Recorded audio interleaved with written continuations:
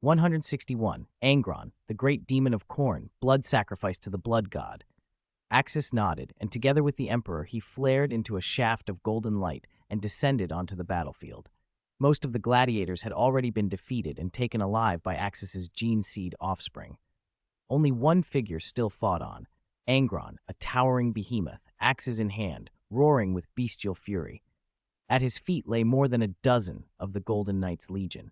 Even with the golden transformation granted by their gene father, facing this blood-mad titan had cost the knights dearly. They were not dead. Unless a space marine was sliced into pieces, the specially modified organ, the Ansu brain membrane, could trigger and put him into a state of suspended animation.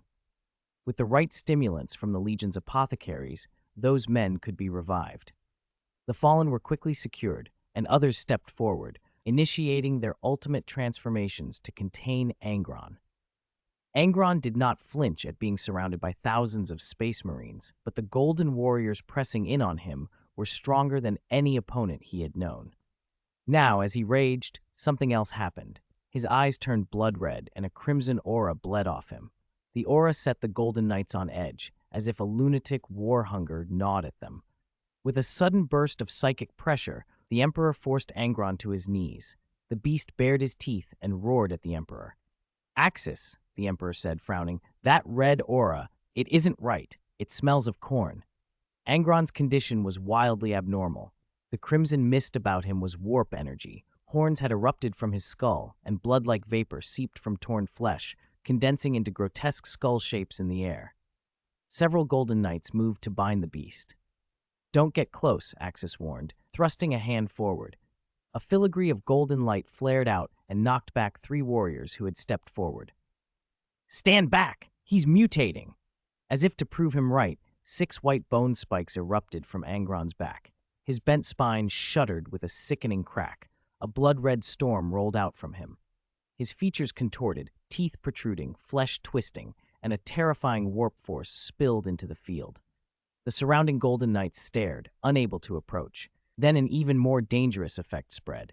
Axis's gene seed offspring felt a clawing, irresistible urge to fight.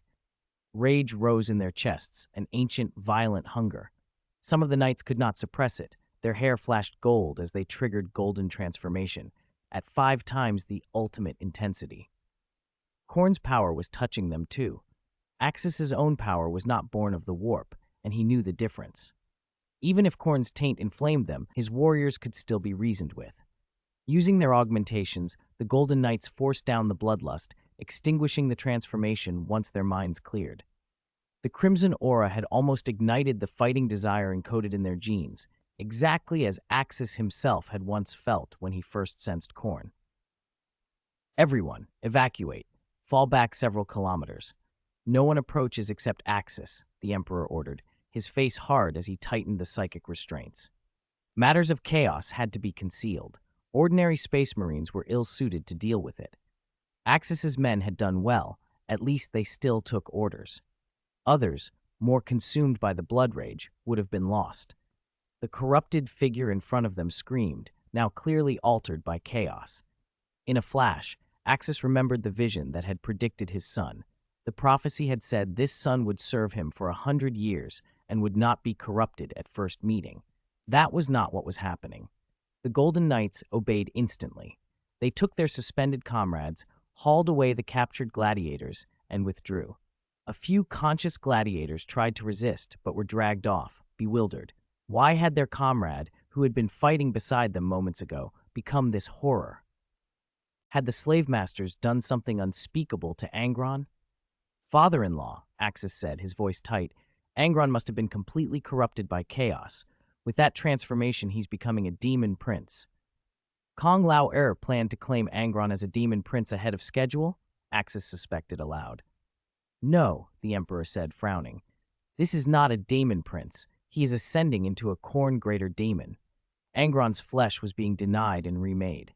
His humanity was being annihilated and replaced by an all-consuming warp blessing. This was not the slow ritual of daemon princes, nor the rise to a single soul's prize. It was an immediate, wholesale elevation. A mortal body cast aside, a greater daemon formed. Even now, what remained of Angron's original self was being eaten away by Khorne's power. Something in the vision had been wrong. Angron would betray, yes, but he should have become a daemon prince, not a greater daemon. The Chaos Gods had discovered Angron before Axis had. They had accelerated or altered the process. But why? Bringing a greater daemon into the Imperium like this had only one likely endpoint: death. Greater daemons were bound to their gods, but they could be slain by the Emperor. If the four Chaos Gods had found Angron, they could have simply pulled him back to their throne. That they instead forged him into a greater daemon in the open was baffling. Greater daemons are effectively parts of those gods, Axis said.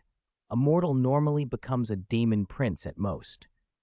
I've never seen this method, the Emperor admitted. The chaos powers are beyond your comprehension.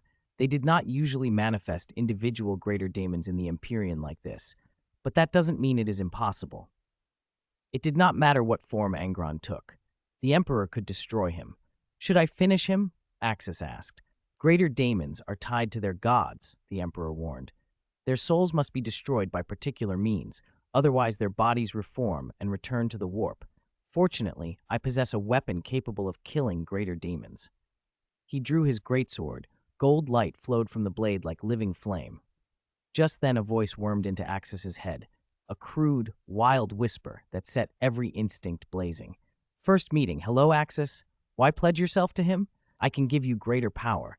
You and I are kindred. I watched your battle. I felt your bloodlust. Such rage, such beauty. You love to fight. I love to fight. Axis snapped his defenses up and flared into his Super Saiyan, his golden transformation, but he also drove his psychic walls higher. He knew, with an iron certainty, who spoke Khorne. Get out of my head, he roared, pouring psychic force through his ban. Why fear me? The voice crooned. We are alike.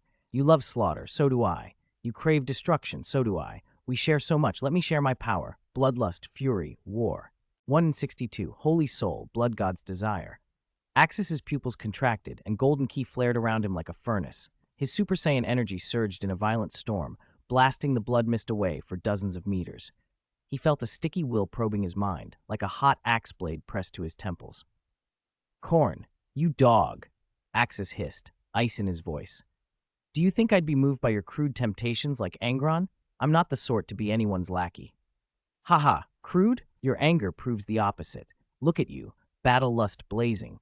You suit me far better than Angron. Khorne's voice crowed, blood-soaked and triumphant.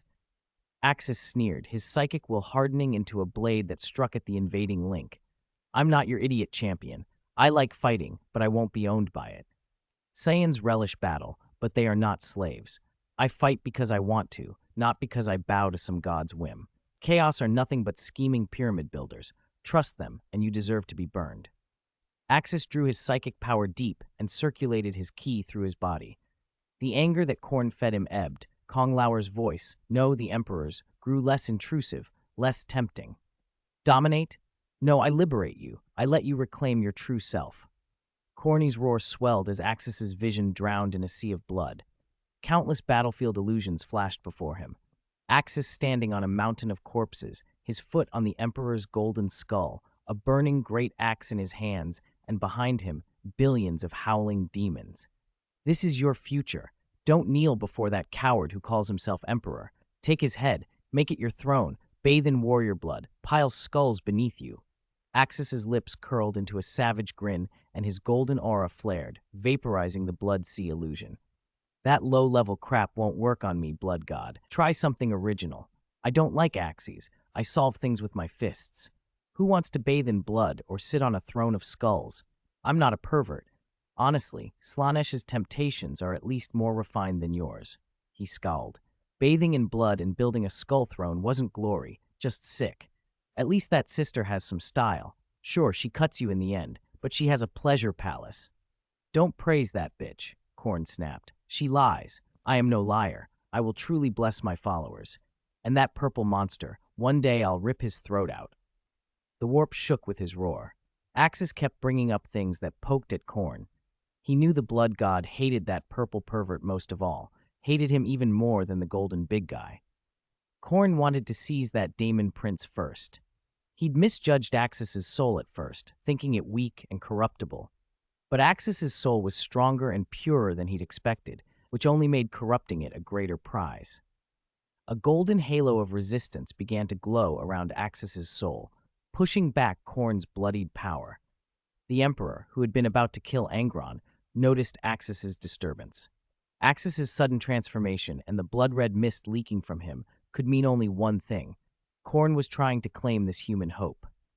Abandoning his chance to kill Angron, the Emperor rushed to Axis, placing a hand on his shoulder. He poured in divine psychic power, dispelled the red haze in Axis's mind, and tore the warp link apart. "I will not abandon you, Axis. You and all your gene seed offspring belong to me. All of you are mine." Axis almost thought to reply, "I am not your child, Kong Lao heir. One day I'll beat the crap out of you." But relying on his powerful soul, he completely cut off Khorne's voice. In an instant, the blood god's roar died in his head. Axis exhaled in relief. The Emperor relaxed at the same time. "Axis, how could you hear Khorne?" the Emperor asked, frowning. "There should be no reason. The Chaos Gods cannot speak into the material universe without a conduit, unless one crosses the Eye of Terror, or unless the target possesses tremendous psychic power." There was a greater daemon of Khorne nearby, perhaps a bridge, but Axis himself had just unleashed strong psychic energy. His soul had become unusually potent. When Axis was modified, the technicians had found no terrifying psychic signature. His soul had seemed weak. By the Emperor's and Micardo's reasoning, none of this should have been possible. "When did you awaken your psychic power?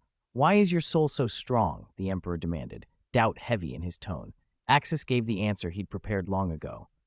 "After I left Holy Terra, during my self-cultivation, I discovered that my ki can strengthen the soul. It's the same reason Kasha's psychic power grew so fast. My ki amplifies the soul. Over time, my soul formed into a sort of presence inside my body that resists warp corruption much more effectively."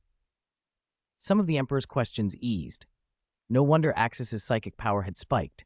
No wonder he'd seen those future visions. 10 years of Axis's ki had reinforced his soul.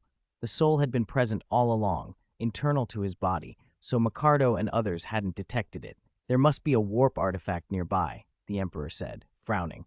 "Otherwise, Khorne wouldn't have corrupted Angron so fast, or even reached you. This is a conspiracy against you and me." Both their gazes turned to Angron. The Primarch's form had been utterly lost. He'd swollen to close to 6 meters. His skin sheened crimson and scaled.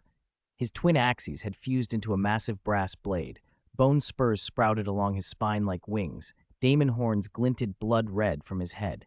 There was no time now for the Emperor to kill Angron. The choice to save Axis had cost him the opportunity. A warp rift yawned open beside the Daemon Primarch. At Angron's feet lay a crimson dagger, pulsing with an eerie azure light.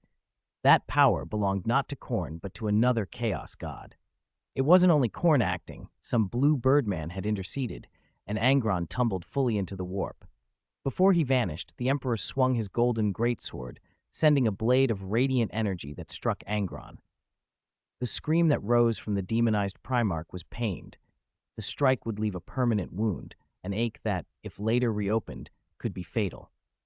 "It's a pity he got away," Axis said, regret shading his voice.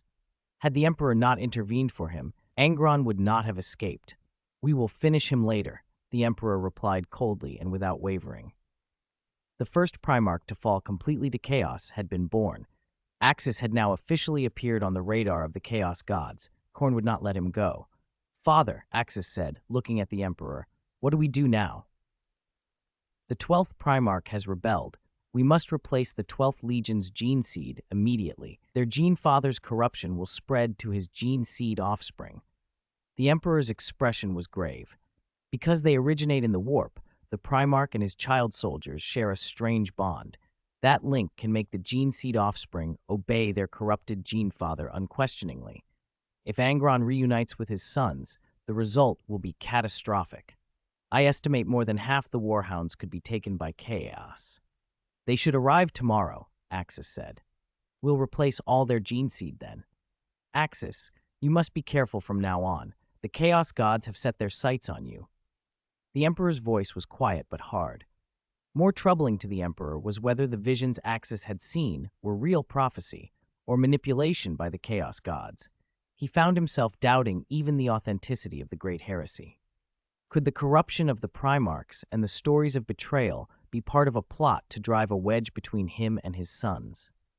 The Lord of Mankind felt a genuine headache.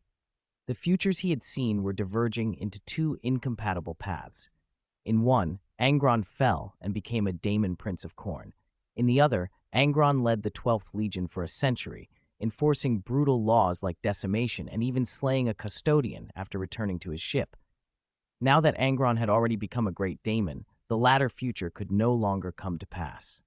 It was hinted long ago, when Angron took the blame for the protagonist, he had drawn the attention of the Chaos Gods more than 60 years earlier in the timeline. "How do we handle this?" Axis asked, looking down at the blood-red warp dagger lying on the ground. It was no ordinary blade, but a warp artifact. Was this what had corrupted Angron? The Lord of Mankind took the dagger into his hands for a moment and said, "I will keep this artifact for study and then destroy it." He wanted to learn precisely how it had corrupted Angron, when Khorne had claimed him, and how Tzeentch's machinations had cooperated in the corruption of a Primarch's gene seed. If one Primarch could be compromised, were the others safe? He intended to resolve the immediate situation, report to Horus, and then observe the other Primarchs in turn, perhaps even reveal some warp intelligence to them to raise their vigilance. "This world needs a thorough cleansing," Axis said. He meant to make it his homeworld. It must be purged of any lingering chaos influence, or his legion might unwittingly recruit infiltrators. "I will help. I will sweep the planet with my psychic sight. Tomorrow, I will meet with the Warhounds. Then I will go to Horus. The future Great Crusade I entrust to you. You will lead a legion officially," the Lord of Mankind told Axis, impressed by the divine presence Axis had displayed. Corrupting Axis would be harder than corrupting a Primarch of gene seed lineage. "I understand, my lord," Axis answered. Using the Lord of Mankind's vast psychic power, augmented by Axis's own ki, the Emperor scanned the whole planet. He found several Chaos warlocks lurking in shadow and numerous mortals who had already embraced chaos. These warlocks were skilled in sorcery. They were not followers of Khorne, but of the cunning, sorcerous power of Tzeentch. Without a word, the Emperor channeled his psychic might and destroyed several from afar, crushing their minds and severing their malignant weave. He then provided Axis with the coordinates of over a dozen villages and a town where chaos cults had taken root. The inhabitants had, to varying degrees, been seduced into worship. The Emperor's attitude toward chaos was absolute. Any corruption had to be excised. If this planet had not been chosen as a homeworld for Axis, he would have considered exterminatus. Axis relayed the coordinates immediately to his gene seed offspring, the Golden Legion, and ordered the purge of all cultists in those settlements. No survivors. He also assigned Kasha to conduct a detailed sweep of the planet afterward to ensure no hidden cults remained. A day later, the newly reformed 12th Warhounds Legion rendezvoused above Nuceria and joined the Imperial fleet. The Emperor ordered the Warhounds to remove their power armor, to come aboard Axis's Glory-class battleship, the Dragon Ball, wearing only their undersuits and unarmed. 110,000 Warhounds complied without protest, though they had no idea why they had been summoned or why they had to be disarmed. In the plaza aboard the Dragon Ball, the Warhounds whispered among themselves. "Has our Gene Father been found?" asked one captain. "There are rumors of a great warrior on Nuceria," an adjutant replied. "Why did the Emperor demand that we come stripped of weapons?" a company commander demanded. Around them stood space marines of other forces, many in powered armor, some carrying energy weapons, equipment rare and prestigious. The Warhounds were unarmored and unarmed. The situation felt wrong. "Quiet," Captain Khorne of the 8th Assault Company said, uneasy. "Whatever it is, we obey the Emperor." At that moment, the Lord of Mankind arrived with his custodians, Axis, and tens of thousands of Golden Legionnaires. The Warhounds kneeled in perfect formation the instant they saw him, a chorus of reverence rising. "To the great Lord of Mankind, 12th Legion Warhounds reporting," they intoned. The Emperor regarded them with satisfaction. The Warhounds had served him faithfully during the Great Crusade. "Space Marines of the Warhounds," he began, "you are among the most loyal of my legions. You have served the Imperium well. I have summoned you to announce two things. First, I have found your Primarch. Second, your Primarch has betrayed me. The proclamation hit like lightning. Faces went pale, whispers became ragged. Could this be a trick? Had they been summoned only to be purged because their Primarch had fallen? Fear crept through the ranks. Some glanced at the Golden Legionnaires, distrustful.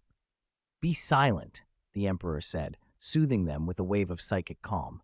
"You are innocent. You have not erred. It is your Primarch who has been corrupted, transformed into something alien and no longer human. That corruption is tied to malevolent entities. I will not destroy you for his crimes." "Then what will happen to us? Will we still fight for the Imperium?" a Warhound's commander asked. "It is your Primarch who betrays, not you," the Emperor answered. "But your gene seed is compromised by lineage. It cannot remain. I have decided you will be redistributed among other legions, and your gene seed will be replaced." Axis stepped forward. "It is the best course," he said. "I will accept you as my gene seed offspring. You will become part of my Golden Legion and bear my gene seed. My seed will strengthen you and grant you new transformations." The Warhounds, many of whom had never met their own Primarch and had longed for a father they never knew, found the offer welcome. A captain knelt and spoke for them. "We obey the Emperor and our new Gene Father. The 12th Legion will serve the Golden Legion." Axis added, "The title of the 12th Legion will be retained. The Golden Legion will assume the designation of the new 12th Legion. You may keep the name of the Warhounds Grand Company within our ranks." It was, to him, merely a matter of honor and continuity. With Angron fallen and never to have led the 12th, there was no reason to deny them their legacy. Relief and a renewed sense of purpose spread through the Warhounds. "To the great Gene Father, we will fight for the Golden Legion," they cried. "The operating rooms are ready," Axis said. "Go now and replace your gene seed. The procedure is small." In the 10 years since the Imperium had established itself on Holy Terra, medical production had advanced. Axis had brought more than 1,000 medical pods. The gene seed replacement was a quick operation, only minutes per man, and would reconfigure their genetic template. Over time, the superhuman organs grown by Angron's seed would be converted into Axis's. Axis's gene seed was aggressive. Its Saiyan-derived cells would rewrite their genetic sequences faster than ordinary gene seeds. Under the supervision of Golden Legionaries and Warhounds apothecaries assigned to assist, the Warhounds entered the pods in orderly fashion. "All gene seeds will be replaced within 3 days," the Emperor announced, "and over 3 months, your superhuman tissues and organs will be fully altered to match the new gene seed." The Warhounds submitted to the change. They were still brothers, still warriors. Their banner might bear a new sigil, their blood a new pattern, but they would not be left to the shadow of betrayal. The Imperium would take no chances with corruption, only renewal and continued service. 164. Magnus calls, the Archangel's request for help. For the next 3 days, the Emperor remained on Nuceria with Axis, watching the apothecaries as they replaced the gene seed of the Warhounds Legion. Only when every member of the 12th Legion had received Axis's gene seed and returned to full stability did the Emperor allow himself a sigh of relief. All traces of Angron's corrupt seed had been recovered. The fallout of his fall was essentially erased. The warped progeny no longer existed, only a cache of gene seed waited to be destroyed. "Axis, I will have the Mechanicus build basic spaceport facilities and Astartes surgical modification facilities for you," the Emperor said. "I will also send internal affairs personnel to help you manage this world. I must leave." The Emperor planned to depart Nuceria and return to the Great Crusade. He had been away too long. Horus had commanded for a decade, and the front demanded him. "Do not worry, Emperor. After the Mechanicus arrives, I will send the first of my gene seed progeny out to join the Great Crusade, while I remain here for a time," Axis promised. "Only after every member of the Warhounds has completed their augmentation and can undergo the Golden Transformation will I lead them into battle." Originally, according to the Emperor's design, Axis would have left after dealing with Nuceria and taken his legion with him into the Crusade, finding, perhaps, a more fitting homeworld along the way. But having chosen Nuceria outright, Axis would remain to build it up. "I look forward to your victories," the Emperor said. "I am proud of you, Axis."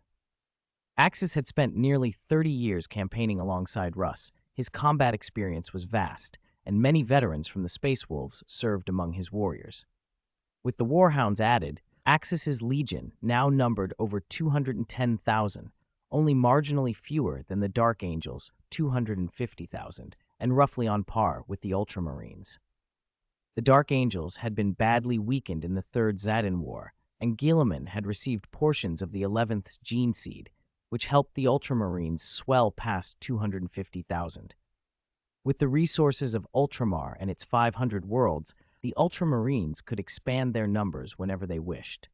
After entrusting Nuceria to Axis, the Emperor led his fleet and the Custodes back to the Western Front to rendezvous with Horus and direct the coming campaigns. Axis, meanwhile, was to receive not only new warriors, but also a contingent of newly trained intellect library personnel. 10 years earlier, after stabilizing his gene seed on Holy Terra, Axis had sent a shipment of seed to Magnus, requesting specialists to train as his psychic librarians. Magnus had been busy, participating in the crusade himself while aiding many legions, but he had taken particular care with Axis's request. The two maintained frequent contact through the warp, exchanging knowledge of psychic application. "Long time, Magnus," Axis said as he entered the warp and opened psychic contact. "Long time, Axis," Magnus replied. "I've selected more than 20 intellect library adepts for you. They're exceptionally talented Peiskers. Some of the best. I've given you the top picks." Magnus's gratitude was genuine. Axis had helped him years ago. Correcting a mutation in Magnus's gene seed with cultivator techniques had allowed Magnus to evolve near-perfect seed. Before leaving, Axis had given Magnus those cultivator seeds to raise a special gene seed progeny, now Magnus's capable assistant and one of the Thousand Sons' most closely held secrets. That created warrior was second only to Magnus himself in power. Even Ahriman could not match him. The perfect seed and the infusion of chi energy had greatly strengthened the Thousand Sons, and Magnus and Axis had formed a private, close bond. "I trust your judgment," Axis said. "Intellect library adepts are crucial for any legion. Every legion should maintain dozens, if not hundreds of them." "Your support matters to me," Magnus teased. "You're now the 12th Gene Seed Primarch. Last time I saw you, you were still a Space Wolves captain." "I didn't expect it either," Axis said with a short laugh. "When I underwent modification on Holy Terra, I was told it was for the Custos. It turned out to be for a Gene Seed Primarch. Aside from lacking a warp origin, Axis's augmentations matched those of a Primarch, some even improved. Such surgery would kill or fail on an ordinary man. It worked for Axis alone. With help from you, Sanguinius, Chagatai Khan, and Russ, my intellect library project has moved quickly," Magnus continued. "You've been key. Don't be formal.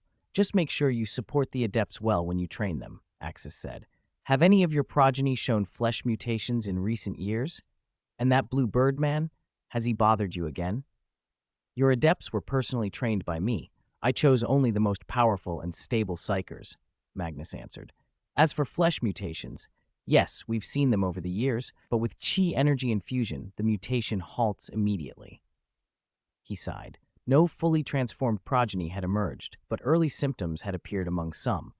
The cultivator Axis had shared allowed Magnus to cleanse those with minor mutations. The problem remained, but was controllable. "And the blue bird man? Ever since your help and the power of that special progeny, I haven't dreamed of him," Magnus added. The nightmarish presence that had once invaded Magnus's sleep had ceased. "That's good. Be careful," Axis warned. "I was recently ambushed by the forces of chaos, by a worshipper of Khorne." He left out Angron's involvement entirely. From then on, Axis was publicly the Warhound's gene father. The Emperor had ordered Angron expunged from all records. Even the Warhounds themselves were sworn to keep the truth as the Legion's highest secret. Their gene father would forever be Axis. Axis planned, in time, to memory wipe all but his captains to prevent leaks. According to the Emperor, the rest of the Primarchs were not yet to be told that a brother had been lost to chaos. "These damned chaos entities are everywhere," Magnus said.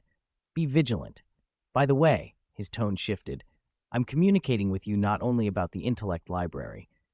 There is another matter, one that someone else wishes to ask you about." "Tell me, I'll help if I can," Axis replied. It's not my request, strictly speaking. It's Sanguinius. Magnus explained that he and the Archangel had long fought and worked together, and Sanguinius had become an active supporter of Magnus's Intellect Library project. Through their partnership, Magnus had learned a terrible secret. Sanguinius's gene seed carried a grave flaw. His progeny are vampiric, Magnus said. The condition is severe. Both Magnus and Sanguinius had wrestled with gene seed problems. Magnus's mutations and the Thousand Sons' afflictions had in the past been similar in nature. Magnus had confided his findings to Sanguinius, and Sanguinius had returned the honesty. Magnus believed the same cultivator methods and key energy that had helped Axis and the Thousand Sons could cure the Blood Angel's affliction too. You told Sanguinius about chi energy? Axis asked. Yes, I think your method can fix not only my issues and Russ's and the great ape transformations in your own legion, but also Sanguinius's vampirism. He asked if you could help him. Since you asked, I will not refuse, Axis said. I cannot leave Nuceria now, but invite the Archangel here.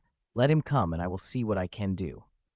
To host a true Archangel, a Blood Angel's Primarch, on Nuceria was no small thing. The idea that a legion of angels might hide a vampiric curse beneath their nobility only deepened Axis's resolve to help. 165. The Morning Star mass-produced equipment to awaken the Necrons. Angels have become vampires. The Archangel's gene seed progeny are the most terrifying of ghouls. I'll inform Sanguinius and have him visit when he can, Magnus said. Tell me in detail what these genetic disorders look like. How serious are they? Axis asked. Although he already had some understanding of the Blood Angels, he wanted Magnus's first-hand report. No problem, Axis. Sanguinius's progeny are quite special. They are dominated by an overwhelming, insatiable thirst. They crave blood and will, even in battle, directly suck the blood of those around them, attacking civilians, even their own battle brothers. Keep this matter secret. Sanguinius told me that only Horus and I know of his legion's bloodlust. He fears that if the Emperor found out, he would purge all of his gene seed progeny, Magnus explained. I understand. I will keep it secret, but tell Sanguinius I can at most use the power of chi to purify his gene seed. I can't promise that this unique disorder can be resolved 100% by chi, Axis said. He refused to make absolute guarantees. If he bragged and failed, it would be a humiliation. His chi had cured the Space Wolves' lycanthropy and Magnus's legion's flesh mutations, but Axis would not rashly claim it would work on Sanguinius's blood addiction. Magnus smiled. You're being modest, Axis. I believe you can solve this, and Sanguinius would owe you his gratitude. He's humble and righteous. You could become his friend. Axis nodded. After a short chat, he cut the psychic link. If Chi could address Sanguinius's bloodlust, Axis would also need to provide him with a cultivator's gene seed descendant. Whether the Black Rage would still manifest in the future was uncertain. The Blood Angel's curse did originate in the Warp. As the Mephiston novels show, some sources of the Black Rage could be sealed, at least after certain Primaris transformations. The Primaris Astartes, improved by Belisarius' Call, later reduced mutation rates dramatically, down to something like 0.001, and even resolved some hereditary disorders, such as the Space Wolves' lycanthropy or some aspects of the Blood Angel's bloodlust. Yet at Guilliman's request, Call left certain legions' peculiar afflictions intact. Those mutations had become part of each chapter's identity, a gift of the Gene Father, not just a defect.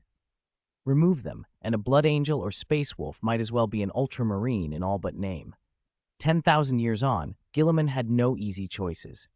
He even visited the Space Wolves' homeworld to promote Primaris recruits and humbly argued with Chapter Master Logan over tradition. The exactities of Belisarius' Call's timeline were messy and contradictory. By chronology, he should only now be surfacing on Mars as an apprentice, yet the Emperor had conversed with someone he addressed as Belisarius' Call, apparently aware of his future. The future Call, after supplanting his mentor and absorbing memories, discovered the Emperor had known of him long ago. It was why Guilliman entrusted him with Primarch gene seed to develop the Primaris. Warhammer lore retcons aside, the political choices of the era were complicated. Once Magnus's matter was settled, Axis's legion completed the absorption of the 20 new Intellect Library members. He held a grand welcoming banquet and invited the whole legion. Even the newly joined Warhounds attended. After the ceremony, the 20 were placed under Matter's command and assigned across the Legion's grand companies. The intellect library system was now properly established. More members would follow. After the Emperor left, the Morning Star, Axis's super machine spirit that had been scouting at the system margins, arrived at Axis's homeworld and went to stealth. Axis transferred detailed designs for certain Imperial vessels and medical pods to it. "How about it, Morningstar? Can you reproduce these medical pods in that special energy weapon?" Axis asked.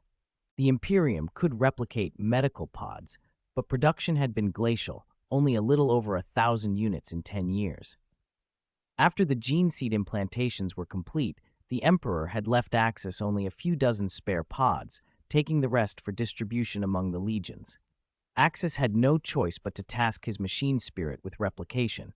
The Morning Star's supercomputer went to work as soon as it received the designs and scanned a sample. "Do not worry, Father. Though the pod's engineering is advanced, I can reproduce it.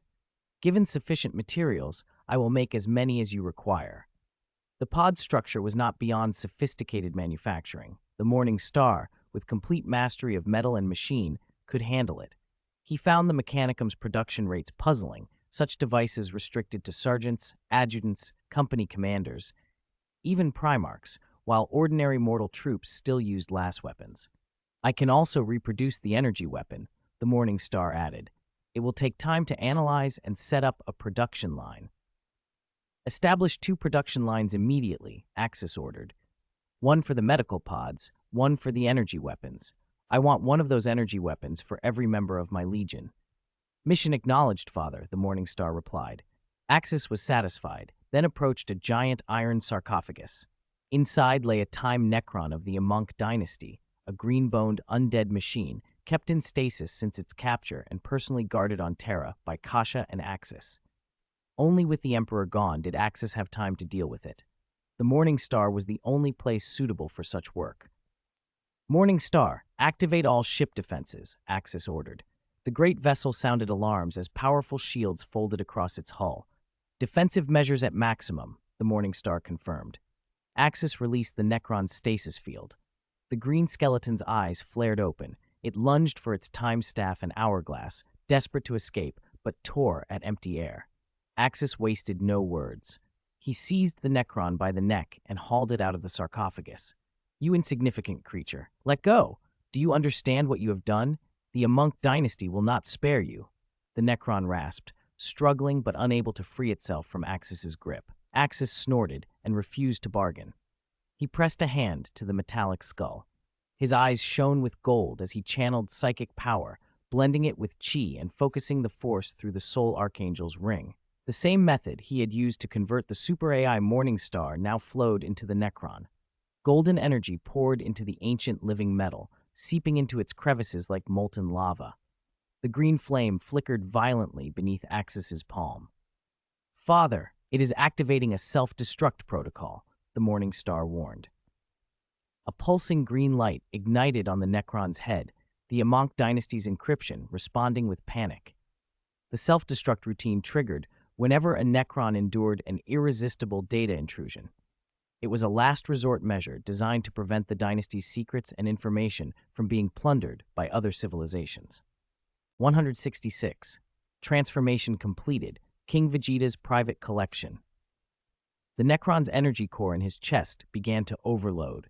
A ghostly green light ran along his metallic skeleton, spreading through his body as if something inside was about to burst. The core data consciousness of the space Necron before Axis teetered on the edge of collapse. Under the brutal pressure of Axis's psychic power, the Necron's eyes flickered with green error codes. "Can you stop it? How powerful will the explosion be?" Axis asked. Just a little more. He was so close to finishing this conversion. It was maddening for something to go wrong now. "Father, its explosion won't breach my hull. At worst, it will cause minor damage," replied the Morning Star.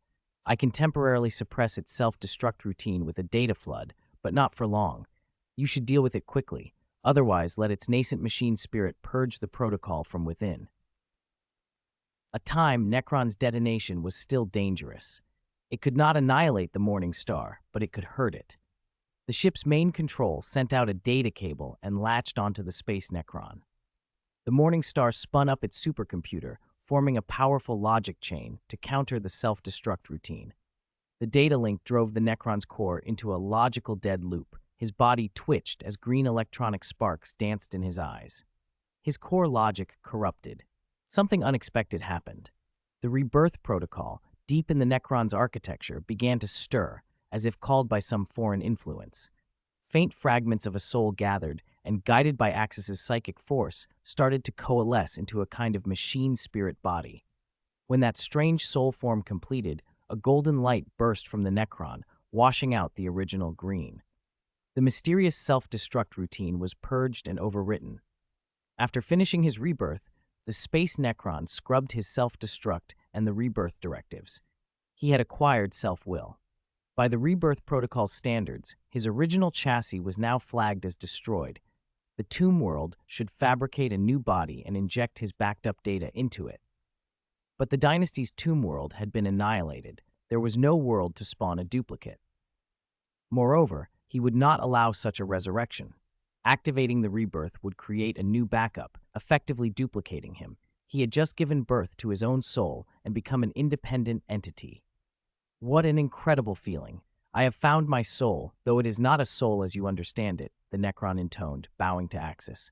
Great being who gave me life, Lord Axis. Chronomancer Grandu greets you. In a sense, he was now a special machine spirit serving the being before him.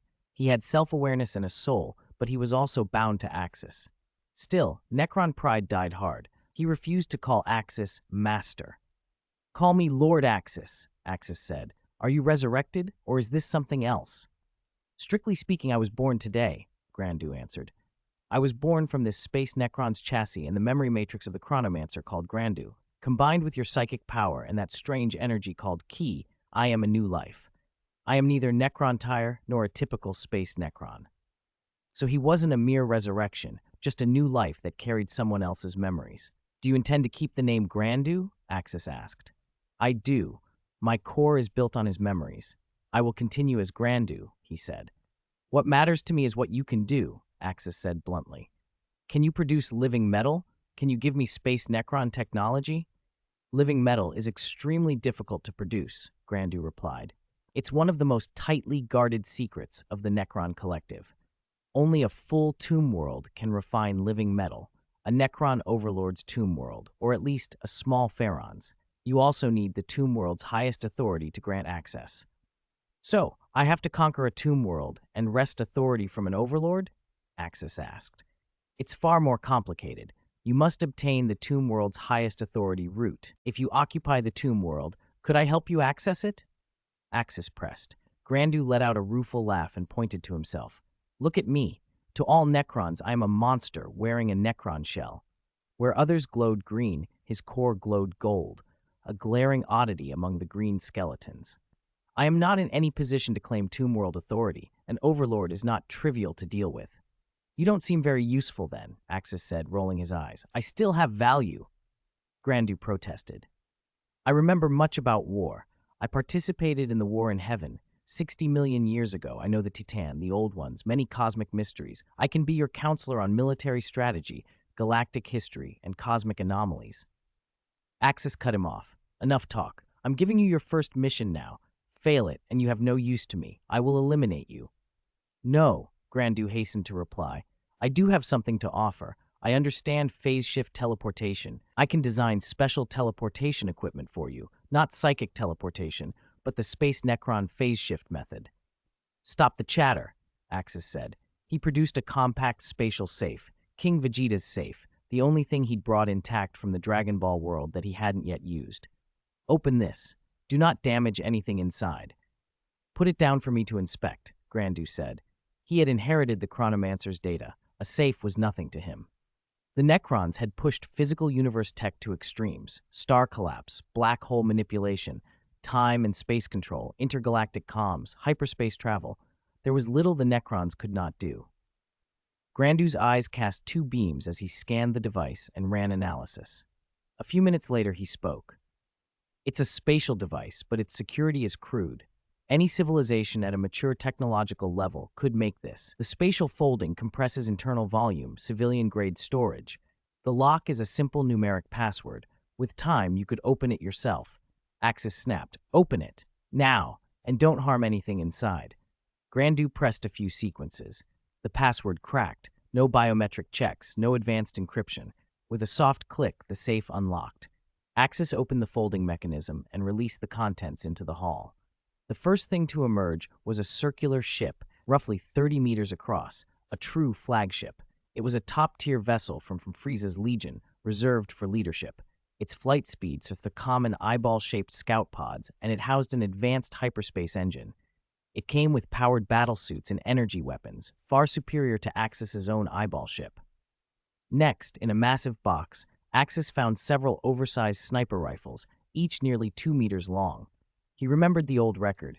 King Vegeta had once attempted to assassinate Frieza and his heir with such a rifle. Frieza had detected him with a scouter and killed him instantly, but the rifle's destructive power had been formidable. Saiyans rarely used weapons. The ones they did use were high-grade. A weapon King Vegeta trusted for assassination was no ordinary armament. Not bad, Axis thought. Could it fell a Primarch with one shot? Then there was a huge golden pillow. Axis inspected it in bewilderment. It was simply a lavish cushion, immensely comfortable looking, exaggeratedly luxurious. King Vegeta, of all people, had collected such an item. Axis and even Grandu exchanged silent amusement. A small cloth bag yielded a handful of red seeds, slightly smaller than the cultivator seeds Axis knew of. King Vegeta collecting seeds? There was no label. Axis couldn't identify them. Finally, a circular crystal ball surfaced, swirling with purple energy that made Axis feel vaguely ill.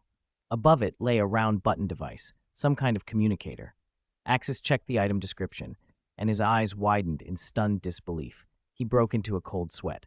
7th Universe, God of Destruction Communicator. 167, Hairless Cat Summoner? God of Destruction Energy Axis stared at the small glass bead in his hand, astonishment plain on his face. He had not expected to find a God of Destruction communicator among King Vegeta's private collection. In the Dragon Ball world, gods of destruction were the absolute ceiling of power, beings even the strongest mortals could not hope to defeat. Even Granola, after gaining the title of the universe's strongest warrior, still stood on the mortal level and could not match a destroyer. Beerus himself had terrified kings when he first appeared, and the idea of summoning anything like that here made Axis's skin crawl. Morningstar's core chimed. Father, I detect a very unusual energy within this bead. It is unlike warp energy and unlike your key. Axis closed the little box and slipped it into his pocket with a calm that masked his caution. He would not gamble by using this device. Contacting a god of destruction was not something to toy with. If the communicator actually reached a destroyer, was it to summon help? Given the temperament of a Beerus-like being, help could mean annihilation. Beerus destroyed planets on whims, bad mood, bad food, interrupted sleep, or simply disliking someone's face. The appearance of a destroyer awakened fear in every sovereign. Every time one stirred, countless worlds had been lost. And this was another universe entirely. If word of a dark universe reached the angels, the Grand Priest, or Zeno, any curious, all-powerful child might decide to flick it away. Axis did not want that outcome. The safest course was simple: never use the communicator. Still, the energy the bead contained intrigued him. God of Destruction energy was uniquely useful, capable in theory of obliterating matter outright, even canceling a ki blast. There were only 2 known ways to acquire that power. One was apprenticeship under an angel, learning destructive techniques through special training. The other was a rare, almost impossible feat, a mortal with extraordinary comprehension and potential touching destructive energy, and, through insight alone, mastering it. Such self-taught destroyers were practically unheard of in the Dragon Ball universe, though Frieza's Time Rift Black form hinted that contact with destructive energy could dramatically accelerate power. For Axis, that tiny mass of destructive energy was a key reserve. If his growth ever stalled, if he reached a ceiling between the mortal and god tiers, this would be a lever to pry the seal open. He would not touch it until he was ready, until he could reach Super Saiyan Blue levels or surpass the limits of Super Saiyan 4. And if mastering a god's power made it possible to cross between universes, perhaps he could return to the Dragon Ball world someday. For now, though, it stayed pocketed and silent. The Necron constructs watched, curious. The space Necrons had an instinctive respect for such advanced energies, but they did not press the matter. Their new master radiated power. Asking about it felt improper. In any case, Axis judged that he himself was at least comparable to a lesser star god. Both were capable of shattering a stellar system. Morningstar, strip and analyze that large alien ship, Axis said, pointing to the spherical flagship from the Frieza Legion. If possible, integrate its hyperspace engine and its scientific systems. I'd rather we replicate this than wait for Earth to reverse engineer something. The time Necron Grandu's metallic voice carried surprise. Hyperspace engine, Father? This outwardly unremarkable vessel actually contains hyperspace technology? The ship looked unimpressive, disc-shaped, only slightly larger than a Thunderhawk gunship, and certainly far smaller than a human destroyer. Its hull seemed ordinary. For the Necrons, who had fought to unlock hyperspace travel with assistance from the star god Void Dragon and had to bend cosmic rules to do so, the idea that such a compact vessel housed a hyperspace drive was incredible.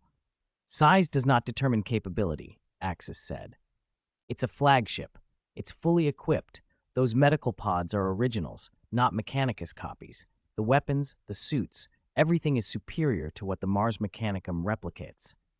Morningstar's processors whirred with approval. Understood, Father. I will analyze the ship. I will integrate the hyperspace engine and reverse engineer its systems. Once integrated, I can produce new hyperspace drives. The medical pods, energy weapons, and combat suits will be replicated after analysis. Axis handed the frigate over. Morningstar began a complete scan and then methodically dismantled the ship, assimilating its components into his own arrays. Axis also removed several exotic sniper rifles from a case, 5 in all, and 100 rounds of special ammunition. He took 2 rifles and 40 rounds for himself, and gave Morningstar the remaining 3 rifles and 60 rounds for study.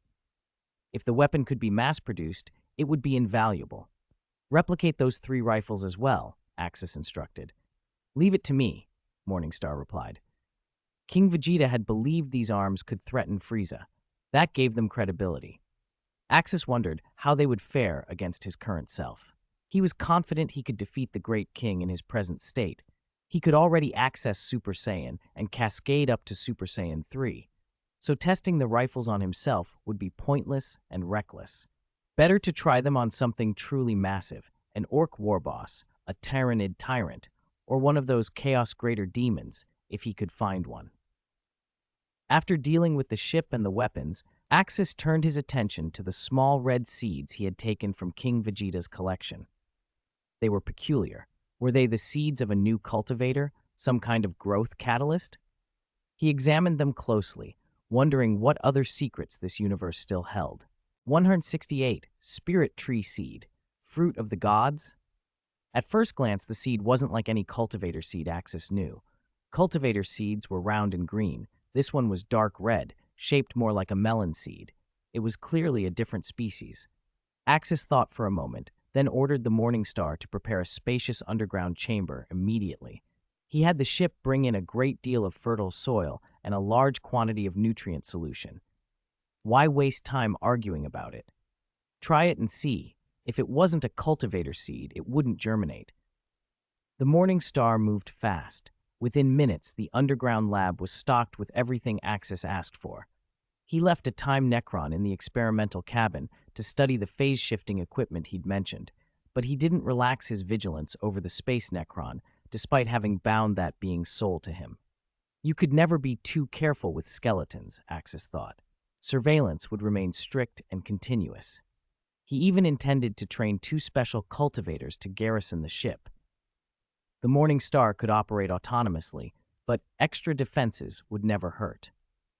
In the underground chamber, Axis dug a small hole about a meter deep with a wooden stick, planted the strange red seed, covered it with soil, and watered it with the nutrient solution. Then he pressed his hand to the earth and poured his ki into the seed. These items had come from the Dragon Ball world. Like many objects there, this seed required ki to activate. The moment Axis infused Kai, the seed began to drink it like a busted dam. The rate at which it devoured his energy outstripped anything he'd felt before, even faster than the Emperor. A more violent reaction came from the soil. In seconds, the fertile soil in the entire chamber crystallized into rock-like sand. All life energy had been sucked out, converted to sand at a terrifying speed. The seed consumed life force several times faster than the Emperor had, and after draining the chamber's soil and Axis's key, the seed was still only semi-activated, plumper but not sprouting. Axis frowned. This seed could not be planted in ordinary soil. The nutrients simply couldn't keep up. It had drained the life of hundreds of square meters of fertile ground in an instant. To grow properly, it would need a planet with immense life energy. Planet. The idea struck him. Axis examined the unassuming seed more closely. Could this be the legendary spirit tree seed, the fruit of the gods? The fruit that only gods could eat, the one shown in the Dragon Ball movies that Turles used. After he ate it, his power surged, and he could casually beat Goku using Kaioken X10. Turles in base form had a power level of 30,000. Destroying planets was effortless for him. Axis remembered the ship he'd taken. Could it have been Turles' vessel? If King Vegeta's briefcase hadn't been taken by someone else, would it have fallen into Turles' hands instead? Axis recalled encountering a darker-skinned, crab-headed man who looked a little like Goku when he stole King Vegeta's gear. He'd knocked the man out in one move and hadn't paid him much attention at the time. Now Axis wondered if he'd actually taken something that belonged to Turles. Interesting. The spirit tree fruit. Would it be useful to him? Back when he first transmigrated here, it would have been invaluable. Plant it, eat it, gain tens of thousands or even hundreds of thousands of combat power. Now, though, tens or hundreds of thousands meant little. Millions or tens of millions were trivial in his current scale. Still, it was a treasure from the Dragon Ball world, and Axis wanted to plant it and see what it would do.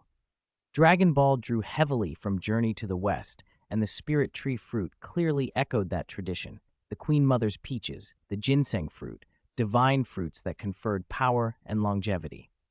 Perhaps Axis wondered, in addition to boosting combat strength, the fruit might increase life force. After all, a god's fruit could do more than buff fighting ability. It might be tied to divine-level vitality. Whoever cultivated that tree had to be no ordinary world king. A god of destruction or a deity-level being seemed more likely. To plant a spirit tree, he needed a planet brimming with life. Morning Star, when you were out wandering after you left my side, did you encounter any planets with particularly vigorous life? Axis asked. Father, during the 10 years I was away, I visited many planets and logged their coordinates, the Morning Star replied. Which kind of world are you targeting? Preferably not inhabited by humans, ideally an alien world or one without intelligent life, and certainly not one claimed by the Imperium of man. Most important, abundant life with lots of plants and animals. Understood, Father. I'll compare the database now. Over the years, I've cataloged hundreds of habitable planets. 3 match your criteria. One 172 light-years away, one 3,456 light-years, and one 5,660 light-years. Tell me about the closest. The other 2 were thousands of light-years away. Even with warp travel, they'd cost months, maybe half a year. Axis didn't want to be gone that long. Father, the nearest is 172 light-years. If we depart now, it will take roughly 7 to 8 days to reach. It's not inhabited by intelligent life. It's close in size to Mars and orbits as a moon around a gas giant. The Morning Star streamed all available data. The system's star was a red dwarf, dim and quiet, and several nearby worlds were dead. This moon, however, was unexplored by humans. That's the one. Depart immediately at top speed, Axis ordered. Understood, Father. Initiating warp now. Estimated arrival in 175 hours, the Morning Star replied. Axis sent a warp psychic message to Kasha to cover himself. Kasha, I have to be gone for about 20 days, he told her. Set up the homeworld while I'm away. I understand, Axis. I'll take care of things here. Go on your mission, Kasha answered. Bring back something good, and be careful. Shortly after, the Morning Star's warp engines engaged, and the ship slipped into the warp at maximum thrust. Its defenses were superior even to Imperial vessels. In addition to a Geller field, the Morning Star carried a black stone matrix that perfectly shielded it from warp prying, and Axis's psychic link could reach the Astronomicon of Holy Terra. After 28 hours of travel, the Morning Star dropped out of the warp into an unfamiliar red dwarf system. 70% of the galaxy's stars were red dwarfs, and many such systems contained worlds humanity had yet to chart. This one was green and alive. "This is it, Father. I discovered it on a previous jump. If terraformed, it could be an agricultural world, although it's small, so yields would be limited," the Morning Star reported. "No, this world won't be an imperial planet of any kind. It will be a dead planet soon enough." Axis carried the spirit tree seed in a small transport and descended to the surface himself. The moon was a riot of emerald forest, towering trees and strange flora and fauna, a lush biosphere that reminded Axis of Pandora. He flew to the central continent, picked a site, and planted the seed in the native soil. He poured his key into it to trigger activation. On contact, the seed exploded into growth. Roots gouged through the surrounding earth and tunneled downward at impossible speed, the root network racing toward the planet's core. Above ground, the sprout shot upward, pushing through vegetation and invading the ecosystem. The planet's life force began to flow into the seed like a flood into a sink. Animals and plants were ensnared by the spreading roots and had their vitality leached away.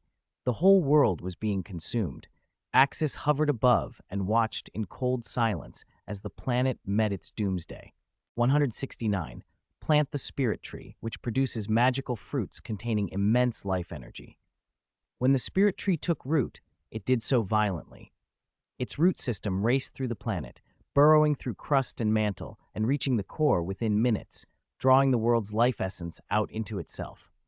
Lakes and rivers began to boil and belch white steam. The vapor was greedily absorbed by the tree until once clear waters shrank away into cracked beds. The ground convulsed, fissures spidered across the land, and from those cracks poured not lava, but streams of green energy, saturated with the planet's life force. Those streams flowed along like guided threads into the growing network of roots. The tree exploded upward with terrifying speed. Its trunk pierced the sky, branches fanning until they obscured half the heavens. Even from orbit, the colossal crown was visible, bark that gleamed with a dark red glow, each slow pulse of sap coinciding with a shudder through the planet. As the tree stripped away the atmosphere, the world's temperature began to plunge. When the trunk breached the atmosphere, Axis felt a violent fluctuation of power, a clear sign the spirit tree was approaching maturity. Axis watched, exhilarated. A single organism capable of harvesting an entire planet's vitality and converting it into concentrated fruit, that was a force of its own. In no time, the tree towered tens of thousands of meters. 3 days later, its growth stalled at roughly 40,000 meters. The planet beneath it was a husk. Once green continents scorched black, oceans gone, a thin sulfur stink on the wind. All life had been drained. The spirit tree only flowered and fruited after it had leached every scrap of vitality from its host. Axis suspected the planet could have provided more, which meant the fruit ripening here would be only mid-grade, not the supreme quality that grew on worlds where gods dwelt. That didn't matter. Mid-grade was more than enough. The fruits did not hang on outer branches. They formed in a cavernous hollow inside the trunk, a vast interior chamber hung with dark red, spiky fruits that exuded an intoxicating aroma and pulsed with raw life-ki. If the fruit had been born on the branches, there would have been an impossible number of them, and even Axis, with his speed, would have needed weeks to harvest them. Inside the trunk, though, he could cover the space quickly. He slipped into the hollow and began to gather. The fruits filled the chamber, hundreds, easily. Axis plucked one at random and bit into it. The sweet, pulpy flesh melted on his tongue. As he swallowed, a tide of life force flooded his limbs, warming him from the core outward. The massive ki he'd poured into planting the tree snapped back, restored, and then pushed beyond. He felt stronger. He laughed aloud. A fruit worthy of gods. The effect was far broader than a mere boost in fighting power. These fruits converted raw life energy into ki and vitality. Axis estimated a single mid-grade fruit would raise a consumer's combat power by at least 100,000. On a higher-grade world, one with life on par with Earth's best planets, the same fruit could add 400,000 to 500,000, maybe more. And those still higher-grade fruits, the ones that formed where true deities resided, might be beyond anything he had yet imagined. These were, in theory, fruits of gods, the kind that would naturally grow on the planets of world king gods or gods of destruction. The idea of a seed that devoured an entire planet to produce a handful of fruits made Axis think of other examples. Even in Dragon Ball lore, there were life-enhancing fruits. The golden fruit, tended by demons on Snakeway, for instance, but they were paltry by comparison, offering maybe a few hundred points of power and taking ages to mature without devastating their surroundings. The spirit tree was the ultimate trade-off, planetary exsanguination in exchange for superlative life energy fruit. In another universe, the Imperium's exterminatus was used to deny biomass to Tyranids by sterilizing worlds. This was a better alternative. Harvest the life for yourselves rather than waste it, turn a planet's vitality into a weapon. Axis considered grander schemes, planting one in the domains of the Chaos Gods and feeding on their gardens. But then he remembered the warp. Those realms were conceptual, manifestations without true soil. Nurgle's garden and Slanesh's pleasure palaces were not physical worlds to be rooted into. Without a material foundation, the spirit tree could not take hold. Planting in enemy territory would also be tantamount to aiding them. He abandoned the thought. For the next 10 minutes, Axis was a blur. He tore through the hollow, gathering every fruit he could find. When he finally stopped, he had more than 500 red fruits stacked aboard the transport ship. As he lifted off, the tree and the planet, having given away their essence, withered and died in a rapid, mournful collapse. The life they had held now lived in the fruit. Truly astonishing, Father. A plant that devours a planet in days. It's terrifying, Morningstar's voice reported from the ship. From her vantage, she had watched the spectacle unfurl. A living world reduced to a dead husk in the span of a few days. Oceans gone, atmosphere gone, land baked into desert. It's a rare treasure, Axis agreed, but there's a catch. I can handle this fruit, but ordinary beings might not. He tapped the half-eaten fruit he'd brought with him. The energy packed into each was brutally concentrated. There were two possible outcomes when someone without ki ate one. Either they could survive and undergo a monumental life-level leap, perhaps increasing lifespan and vitality to near-mythic levels, comparable to legendary longevity elixirs. Or the influx would overwhelm them and they would be annihilated from within. Even a space marine might not survive the raw flood of planetary life condensed into a single fruit. Axis thought only a handful across the Imperium could safely consume one: the Emperor, the gene seed Primarchs himself, perhaps Kasha, and those of his cultivators who already wielded ki. Cultivators, being Kaika-capable, might convert the energy into usable power. Your ki recovered instantly when you ate that, Morningstar added. This fruit has healing properties as well. Axis nodded. If he'd been badly injured and had swallowed one, it would have revitalized and healed him. In that sense, the spirit tree fruit were like extreme senzu beans, and Khorne's senzu, miraculous as it was in the Dragon Ball world, was nothing compared to these. The fruits could be emergency saviors or terrible weapons. From the core of the half-eaten fruit, he extracted 2 black seeds. They were smaller and duller than the bright red seeds he'd seen earlier, clearly a lower-tier offspring of the tree. King Vegeta had been given seeds like these, Axis realized. The god of destruction might have passed them along. King Vegeta had no idea what he'd been handed. If he had known, he would have spent his life planting them everywhere. Every full fruit Axis had harvested held 2 seeds as well. He pocketed them, an experiment forming in his mind. What if the seeds could be weakened, generation by generation, until the fruit they produced were safe for ordinary beings? A diluted form could distribute life without annihilating the recipients. Morningstar, he said, set a course for Nuceria. Bring us back fast. Understood. Initiating warp travel now. The ship slashed open the fabric of the real universe and dove into the warp. Back aboard the ship, Axis set about a more mundane test. He dragged something that resembled a kitchen into being and took out a juicer.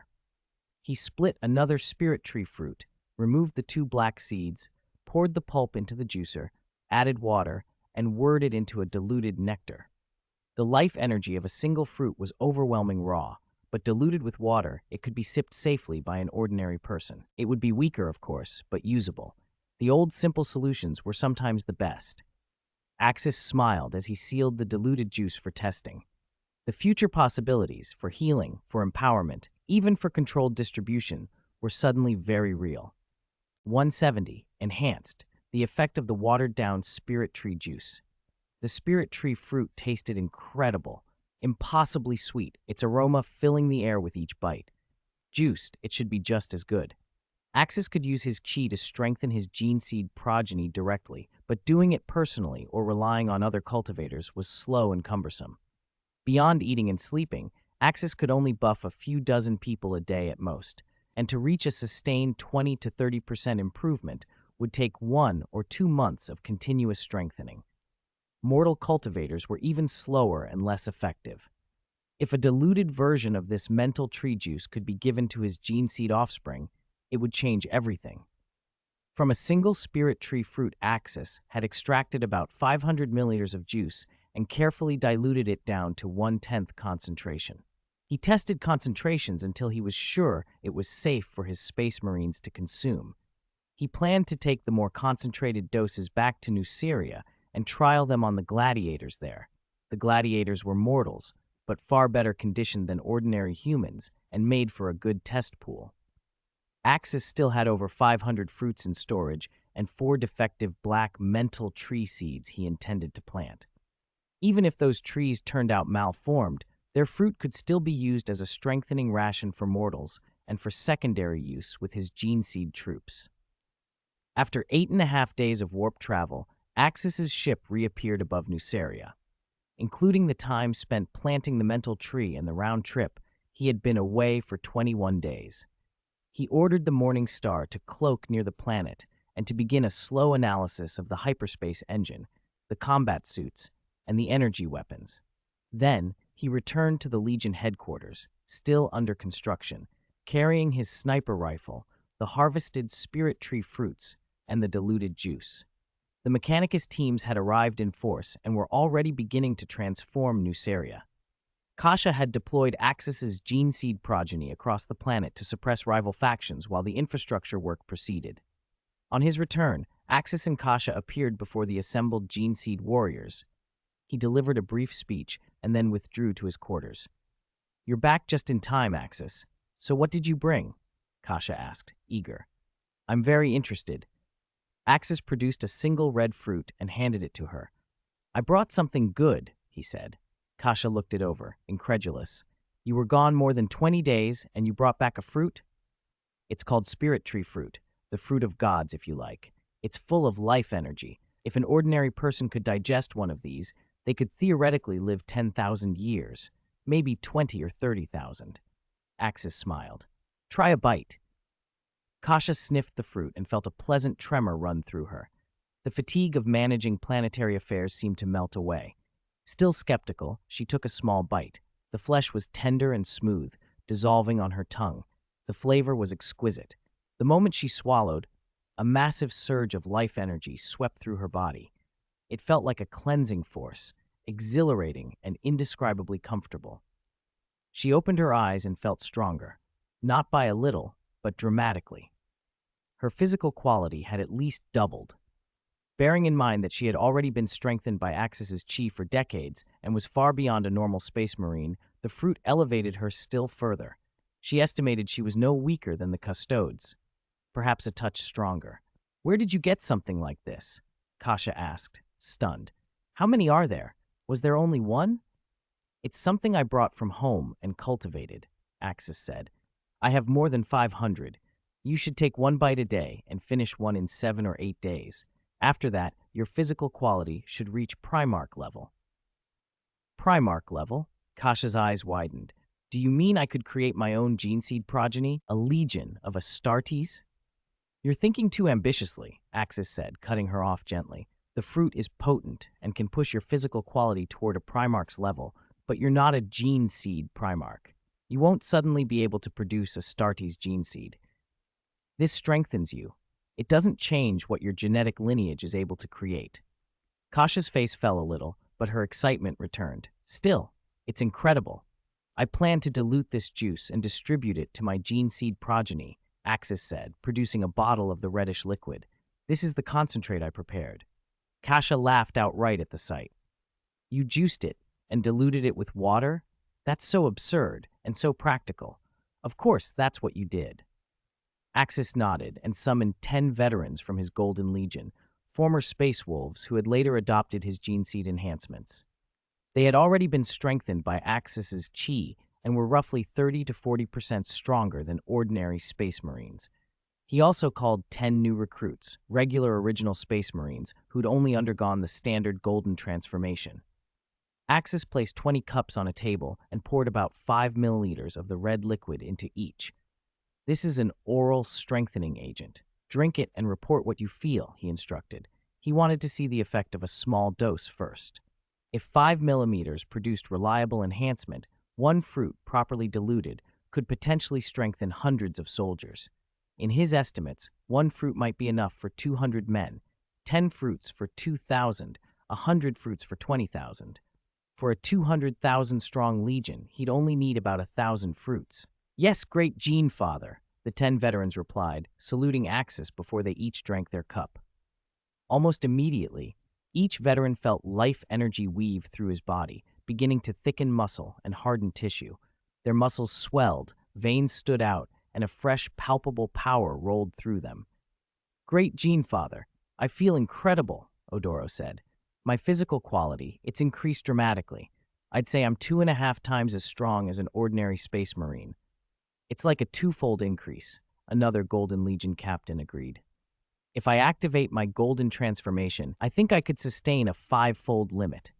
The transformation lasts longer, too. Axis nodded, pleased, and turned to the 10 new recruits. They saluted, drank their portions, and experienced the same process, though slightly less pronounced than the veterans. They hadn't had Axis's chi previously, so their gains were a bit smaller, roughly a 2-fold improvement in baseline physical capability, but still significant. Both the veterans and the new recruits found their golden transformation potential enhanced by the juice. Axis allowed himself a quiet smile. If this held true across his legion, the spirit tree juice, even diluted, would be a force multiplier, unlike any other. Axis grinned. The boost from the spirit tree fruit was enormous, enough to pull off a perfect 5-fold golden transformation, and he estimated that his gene seed offspring could now take on the custodes alone. You may all be dismissed, he said, inclining his head. There was still work to do. He needed to find a suitable world for another planting. This time, it had to be a large planet. Roughly 1,000 spirit tree fruits would be enough to fully empower his entire legion. With the frequency of new recruits and the number of worlds laid waste during the Great Crusade, there would be more opportunities to plant the mental tree again. Axis, aren't you going to send some of these fruits to my Gene Father? Kasha asked. As a thoughtful daughter, her first thought was to share such a prize with her father, Neos. That's not impossible, Axis replied. I'll send one to the Emperor and one each to Russ, Magnus, and Lionel Johnson. He had no intention of hiding the fruits. His own gene seed offspring would be their primary beneficiaries, but he also didn't want to make enemies. He planned to send the fruits, but only after removing the seeds. The core planting technology had to remain under his control. Even if others obtained the seeds, they couldn't plant them without the requisite chi. His cultivators were the ones who could supply that. Besides, fruits grown on the same planet diminished in power with each additional fruit consumed. The second was worth half the first, the third still less, so overindulgence would be wasteful. Send 2 instead. Magnus, Leman Russ, and the lion all have your cultivators, Kasha said. The fruit was especially potent for those backed by Axis's lineage of cultivators. Axis considered and nodded. You're right. I'll send 2 each. My father will get 3. 1 for the Primarch, 1 for his cultivators. Perfect. Russ had 2 cultivators, so Axis would send 3 there. After his cultivators consumed them, their combat strength should exceed 150,000, and with that plus their original prowess, they would be utterly dominant. For my father, you should send more. Show respect. You are his son-in-law, Kasha protested. If the Emperor learned how effective the fruit was, he might hand it over to Horus. Sending only 1 would look stingy. All right. The Emperor will get 3 as well, just like my own cheap father, Axis grumbled with a half-smile. Once they agreed, Axis used warp psychic communication to notify the Emperor, Magnus, and Lionel Johnson. He sent a separate message to Russ, telling him to expect a miraculous gift and to prepare to receive it. At the same time, he assigned several of his gene seed offspring to pilot cruisers and escort the shipment, ensuring the fruits were delivered intact. Where did you get all these? Are there more? If they're scarce, you should use them to reward the Legion. 500 fruits won't go far for 200,000 Marines, and the numbers will only grow, Kasha fretted. Even 500 fruits were a drop in the bucket. You don't need to worry, Axis said. I have a method for planting more, but the conditions are demanding. How demanding? Could we cultivate some on Nuceria? She asked. No, a planet can only be planted once. Planting is effectively a super exterminatus. It drains the planet's life to feed the tree's growth. Where do you think the life essence comes from? Axis explained, laying out the planting method. Kasha stared. You sacrificed an entire planet just to grow one tree? That's why the fruits are so precious, Axis said. In the future, they'll be used mainly by Primarchs. Ordinary space marines won't get them, except within my own legion. The tree's demands are enormous. It needs a world with immense life force. Agricultural, hive, forge, or mining worlds don't have enough on their own. So it's literally an exterminatus, Kasha said, understanding dawning. And because it needs your key to stimulate it, that's why it's so rare. Axis smiled. Exactly. And by the way, I've got other things for you. He opened his briefcase and produced a 2-meter sniper rifle. This is a special rifle. Is it valuable? Kasha asked. Very. Its sniping capability is extraordinary. I estimate even a Primarch couldn't withstand a single shot. Kasha nodded. There are many weapons that can kill Primarchs. Assassin tools, power weapons that can penetrate defenses. A direct hit with the right technology does the job. But if this is what you say, give me one. I'm skilled with firearms. I'd make a good sniper. Axis handed her the rifle, along with 20 rounds. I plan to give it to our top marksman for assassinating particular enemies. But if you want it, keep it. Thank you, she said, taking the rifle. As the Empire's eldest princess and a powerful psychic, she was also competent with weapons. If the rifle lived up to Axis's claim, she would use it. Next, Axis continued, besides developing our homeworld, we need to send Legion warriors out on crusade. Kasha shifted topics. Speaking of governance, I have a suggestion. We're short on internal affairs talent. You should ask the Primarchs to send personnel to help manage Nuceria. Axis looked at her. Who are we to each other? Speak. We can't rely on you and me alone, she said. I'll be with you often on the Crusades, and the Emperor forbids Space Marines from directly interfering in mortal internal politics. Nuceria needs trained administrators. Training them here would take too long. Importing talent is the fastest way. That's sensible, Axis said. Which Primarch do you suggest? Lion, Russ, or Magnus? Kasha rolled her eyes. Those places can barely staff themselves. Caliban, Fenris, Prospero, their internal talent pools are thin. You know the wolves. They don't have administrators to spare. Then her face lit up. No, think bigger. Who among the Primarchs is best at administration? Who rules the wealthiest, most orderly sector? Guilliman, the Ultramar 500 worlds? Axis prompted. Exactly. Ultramar can provide the finest internal affairs talent. They govern far more than 500 planets in practice. Their wealth and organization are unmatched.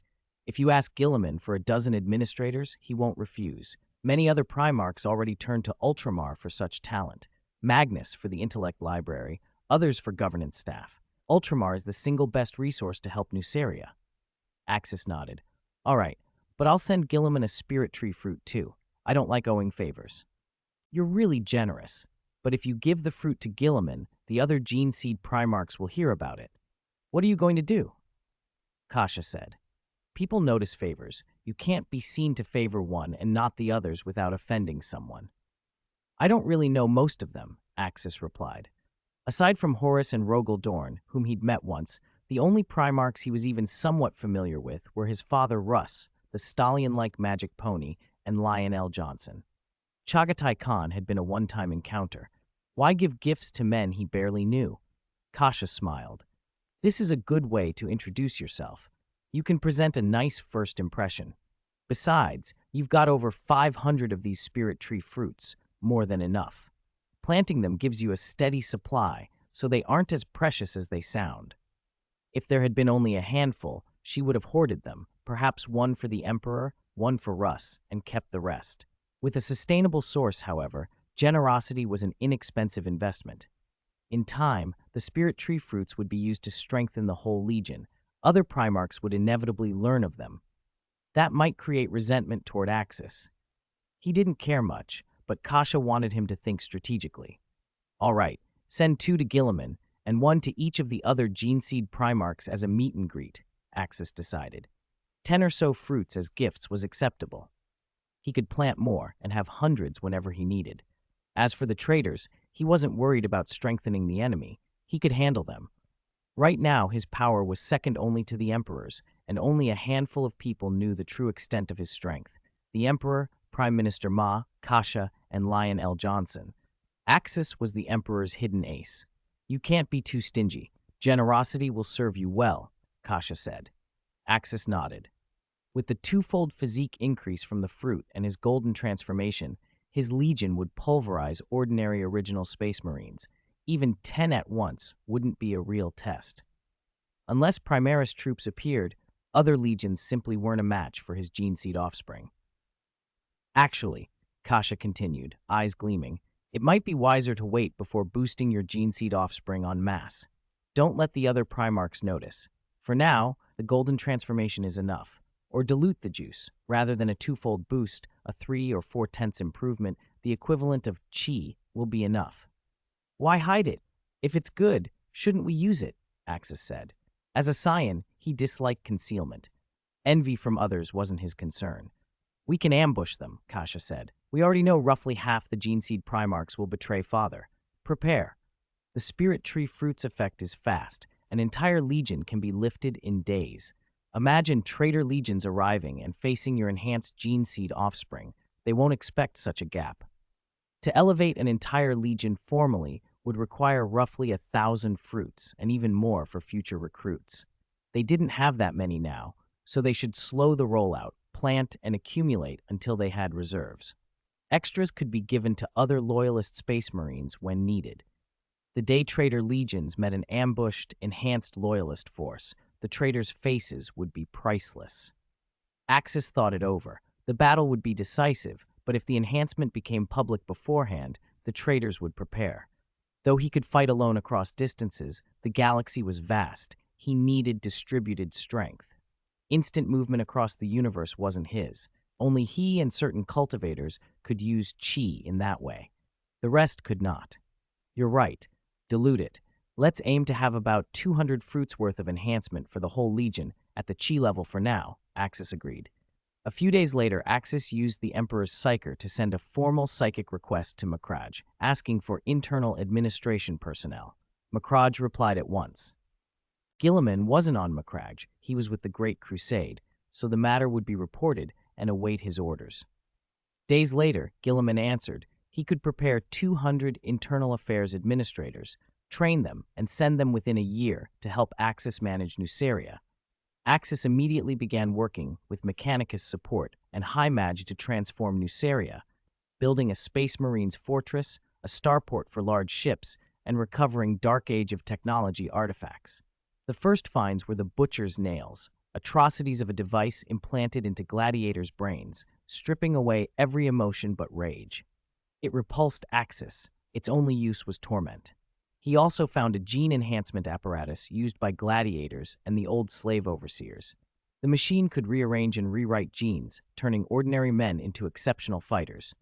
Axis salvaged a handful of such devices and other scattered Dark Age machines. 2 body enhancement machines were given to the Mars Mechanicum for study, the rest to the Star of Chen-Shi for replication. Axis started recruiting. He met local gladiators and selected young fighters to enter his legion's new recruit transformation program. For the next 3 months, he was busy on Nuceria, building, training, integrating tech. Meanwhile, the Spirit Tree fruits were being sent to the Emperor and the other Gene Seed Primarchs. The administrators chosen from Macragge had departed as well. The fruit's effects were astonishing. Once consumed, old hidden injuries healed, physical fitness doubled. Almost every Primarch who took one sent a grateful message and wanted to know the source of the miracle. Even the Emperor, at the first opportunity, opened a psychic channel to Axis, astonished by the fruit's properties. "Axis," the Emperor said, "where did you find this fruit? Its effects are incredible. It can double a gene seed Primarch's physicality, and it affects me as well. It's an extraordinary life extension aid. A single sip can extend an ordinary life by months, and with full absorption, tens of thousands of years is not beyond it." Axis had sent 3 fruits to the Emperor. The Emperor ate one and researched the other. The results stunned him. The fruit was a god-tier relic of life energy, unlike anything he had encountered in his vast lifetime. "They're treasures I found on a world. The locals call them spirit tree fruit, the fruit of God," Axis explained. He had followed Kasha's instruction, not to hide everything from the Emperor, since the Emperor trusted him. "The fruit of God," the Emperor repeated. "How are they cultivated?"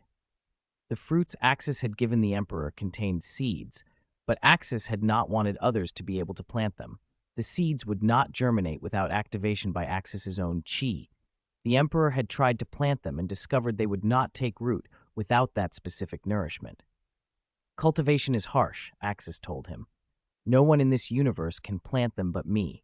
They need chi activation and the sacrifice of a life planet, one with extremely strong vitality." Sacrificing an entire planet was a terrible price, and the fruit's dependence on Axis's chi made its propagation uniquely tied to him. The Emperor understood the implications. "In the future, when we issue an exterminatus, using this fruit would be more convenient," Axis said. "Instead of carpet-bombing a doomed world with cyclonic torpedoes, he could plant trees, safer for ships and, as he thought with a touch of wryness, beneficial to himself as well."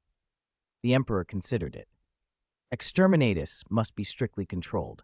We cannot use it lightly, except on planets beyond salvation. The fruit is powerful, but sacrificing a world costs too much. How many do you have?" "I have over 500, Axis replied, and told the Emperor of Kasha's plan. Dilute doses to lift the Legion covertly and stockpile fruits to use in the decisive moment. The Emperor's eyes brightened at the strategy. A sudden, drastic increase in Loyalist strength could be decisive. His prophetic visions of the Great Heresy had been disturbed. This was the first time his predictions had been off. Angron had indeed fallen, and many details had shifted. All the more reason to prepare. Axis, at least, was absolutely loyal. "Publicly," the Emperor said, "we'll say you found only about 100 in an ancient ruin. I will help cover the rest." Axis agreed.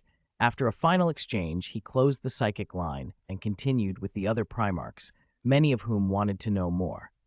Guilliman had received 2 fruits, and after his own strength doubled from taking one, thought of another use.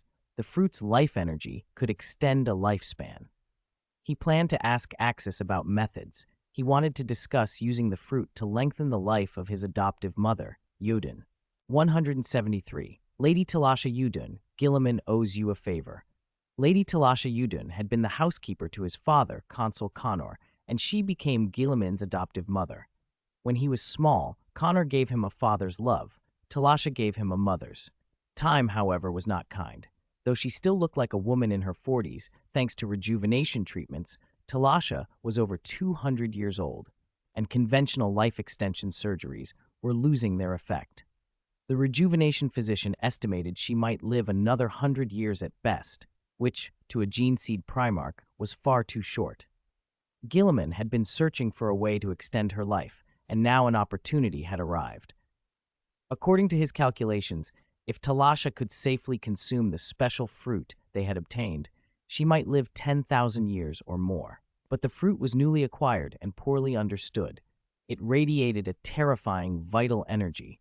Ordinary mortals could not safely ingest it. Guilliman dared not experiment carelessly and risk spoiling the fruit. The prudent course was to ask Axis, who had sent it, for help. "Don't worry, my lord," Talasha said quietly as she stood beside him.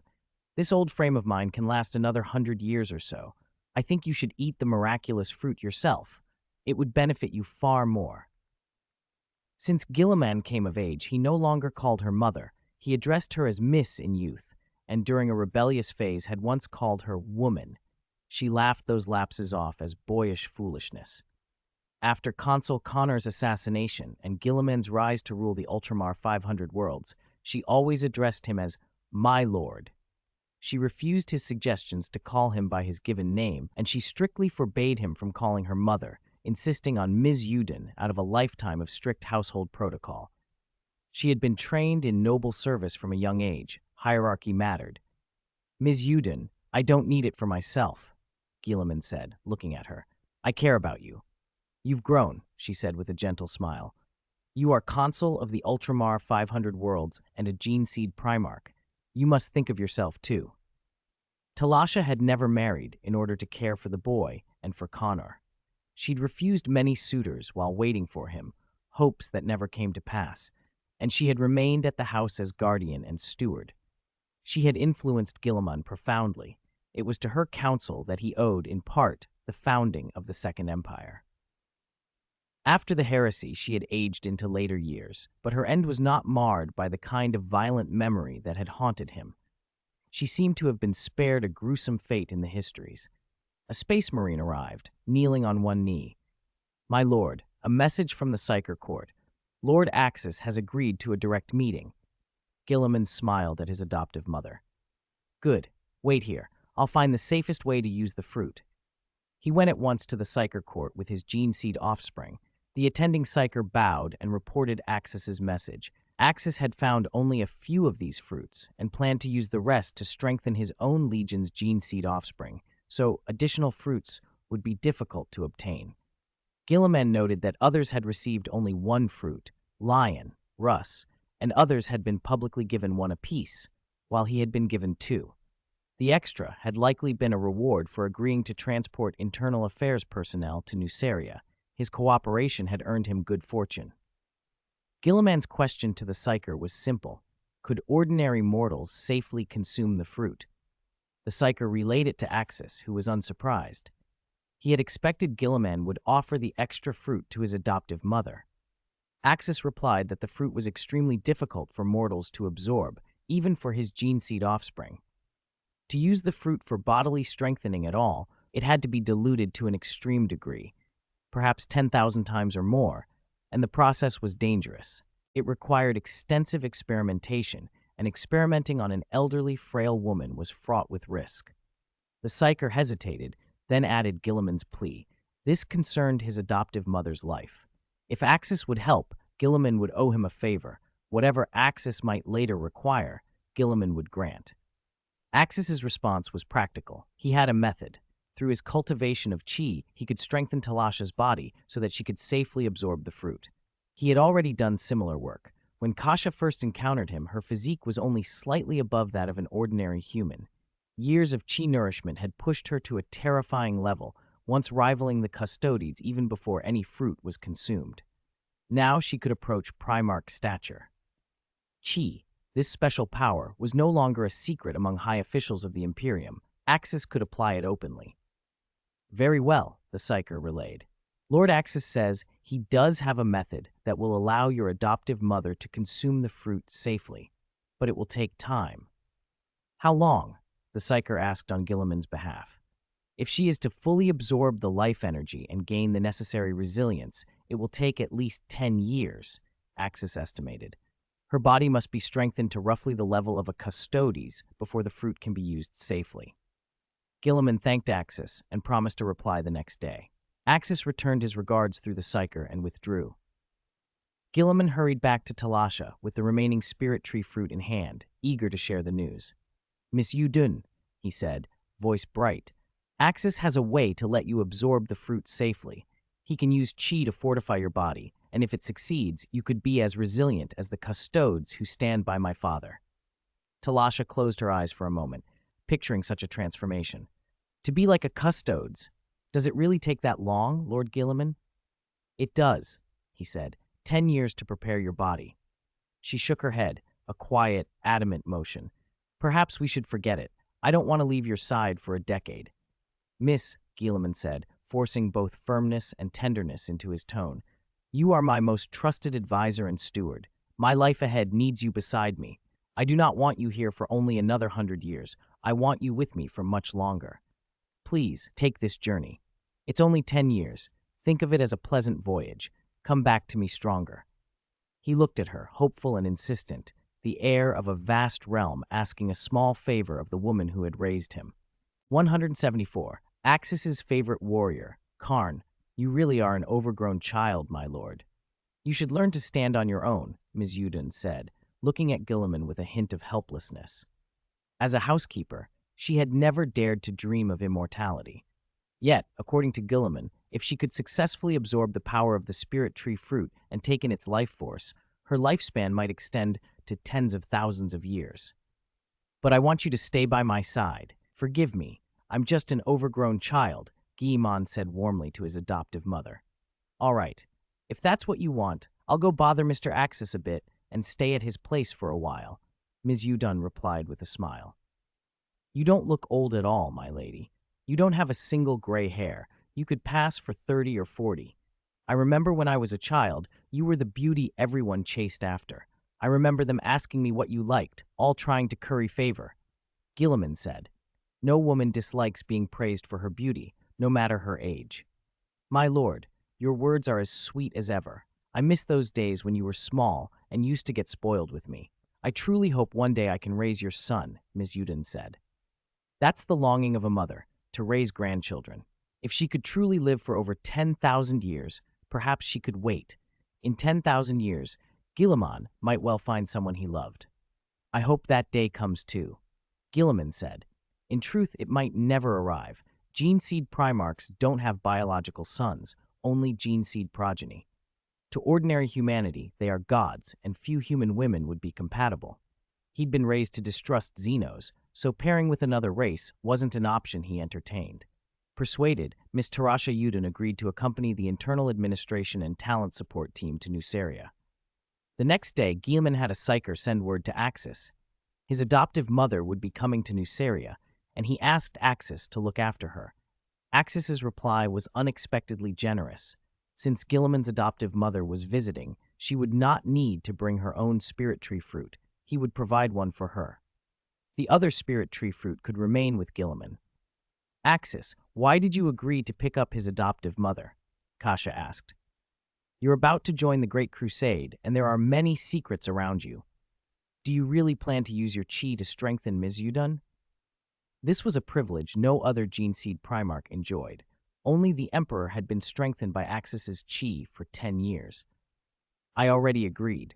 I can't just decline, and besides, I can only boost her for a maximum of around 10 minutes a day. That's basically my limit. I could have a cultivator handle it, but Guilliman's favor is more valuable. As for the Great Crusade, my Legion offspring will go. As a gene seed Primarch, I can stay on my homeworld for 10 years to develop it, Axis said. He now commanded a large Astartes legion that could be split into dozens of strike forces across the galaxy. By the Emperor's rules, he could either build up his homeworld or go to war, but Axis preferred to stay local unless there was a truly difficult campaign. If he went out, his legion offspring would mainly be left to mop up the fighting. The first wave of gene seed offspring from his wolf guard were experienced at that.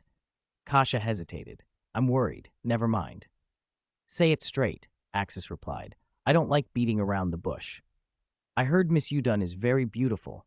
When you strengthen her with chi, there will inevitably be some intimate procedures, Kasha said. Ha ha ha, what are you talking about? Would I be interested in an older woman? She's already a mother. What are you jealous of? Axis laughed, breathless. Strictly speaking, I'm even older than Ms. Uden, only I keep the appearance of a perfect 20-year-old. Humph. Even if I were to take a mistress, I wouldn't choose someone who's been a mother, especially one with a son. How about this? Every time I strengthen her with chi, you can be by my side, all right? Axis said. Jealousy in women can flare up for the strangest reasons. That's more like it. Oh, and 3 months have passed. All the superhuman organ gene sequences in the Warhound's Legion have been fully replaced with your gene seed. They can even perform the golden transformation, Kasha added. Fine, then let them begin their missions. Also, there's a captain in the 8th Assault Company named Khorne. Find him for me, Axis said. Khorne was exceptional. If his fate didn't turn, he was poised to become a Khorne chosen. It was his gladiatorial deeds that made Angron recognize the 12th Legion. In talent, he stood with the likes of Abaddon, Typhus, Ahriman, and Lucius, his combat power second only to Abaddon. For someone like that, Axis wanted him close for personal training and to strengthen his body with ki to shield him from chaos. Khorne, there is such a person in the Warhounds. Why take interest in him? Kasha asked. I've been reviewing the Warhounds' data. This captain is a superb fighter. I had a brief encounter with him and had a premonition he'll become one of my strongest gene seed offspring, Axis said, improvising. Kasha nodded and notified military affairs to summon the requested man. Soon a burly warrior, 2.5 meters tall, all explosive muscle, presented himself and knelt on one knee before Axis. Great Gene Father, you wish to see me? Khorne asked. Rise, Axis said. I have an ability to sense chi. I've scanned the entire Legion, and I found you to be its strongest warrior. That is why I summoned you. Great Gene Father, you flatter me. There are surely fighters stronger than I in the Legion, Khorne protested. Though honored, he felt unworthy of being called the Legion's strongest. Yet deep down he believed the Gene Father was right. He was his Legion's #1 warrior. This force included not just the Warhounds, but Axis's original 100,000 men. No need for modesty. I can feel your power because I am a warrior too. My gene seed offspring gain the golden transformation when converted. Tell me, can you unleash your full power? Great Gene Father, your golden transformation is an honor you bestow. Of course I can unleash it. Beyond the extreme state, Khorne said. He had been with the Legion for 4 months, and every gene chain in his body now came from the Gene Father. He'd mastered the golden transformation and felt he surpassed his brothers. Oh, the extreme state is 5 times. Do you mean you've exceeded that? Axis asked with interest. Yes, Great Gene Father. I'm a battle-hardened warrior. My strength reached the pinnacle of a space marine. I'd not fear a custodian. After mastering your special transformation, I easily reached the extreme state. Not long ago, I broke through it. I can now transform to 6 times or more. Then Khorne performed the golden transformation. He glowed with golden light, and his combat power leapt 6-fold. Ha! As expected of a warrior I favor. Come, drink this, Axis said, picking up a glass of spirit tree fruit juice, a full 50 milliliters from the table, 10 times the usual dose. Let's see your limit, my favored warrior, Khorne. Khorne stood, took the cup without hesitation, and downed the red juice in a single gulp. I am worthy of the Golden Father. I am the first warrior of the Legion. Khorne obeyed Axis's orders without hesitation. Even if the red liquid had been poison, he would have drunk it. A warrior's instinct told him it was not poison. The Gene Father was not that kind of man. He was a powerful warrior who respected honor. As the red fluid slid down his throat, a surge of life force burst through Khorne. Old campaign wounds began to knit closed before his eyes. The vital energy coursed through him, fortifying muscle and bone as if an endless well had opened inside him. Ah, ah! Khorne roared, his golden aura flaring. Pain lanced through him as his body expanded beyond its previous limits, but beneath the agony, a comfortable warmth pulsed, renewing him. Hold on, Khorne, Axis warned. This is a concentrated enhancement serum. Normally, each warrior receives only 5 millimeters of spirit tree fruit. I gave you the full 50 milliliter, 10 times what the others got. I believe in you. Your will is iron, and you've already broken the golden transformation's limits. I'm confident you'll grow even stronger and become my greatest warrior. Khorne's aptitude was exceptional. Newly bound as Axis's gene seed offspring and freshly mutated, he had already strengthened a weakened form of the Super Saiyan-like golden transformation and shattered the 5-fold limit the Emperor had imposed. The 5 times cap was a limiter, not an absolute lock. Humans could not normally withstand the raw output of a true golden transformation, but S-cells were miraculous. With a firm will and effort, S-cells could trigger miracles. Khorne's potential fit the profile Axis liked, relentless, driven, and resilient. He was one of the Legion's best. After the dose, Khorne fought through the pain and absorbed the life force. 10 minutes later, the tremors ceased. He rose, fists clenched, feeling at least 10 times fitter than before. With the golden transformation engaged, his strength would reach terrifying heights, perhaps enough to fell 1, maybe 2, custodians even without further transformation. Axis applauded, smiling and giving a thumbs up. Khorne had exceeded his expectations. He had integrated and endured the spirit tree fruit's raw power where others would have failed. Excellent, Khorne. You are the warrior I value, Axis said. You're far above the others, Most could not handle that dose. Thank you for your trust, Gene Father.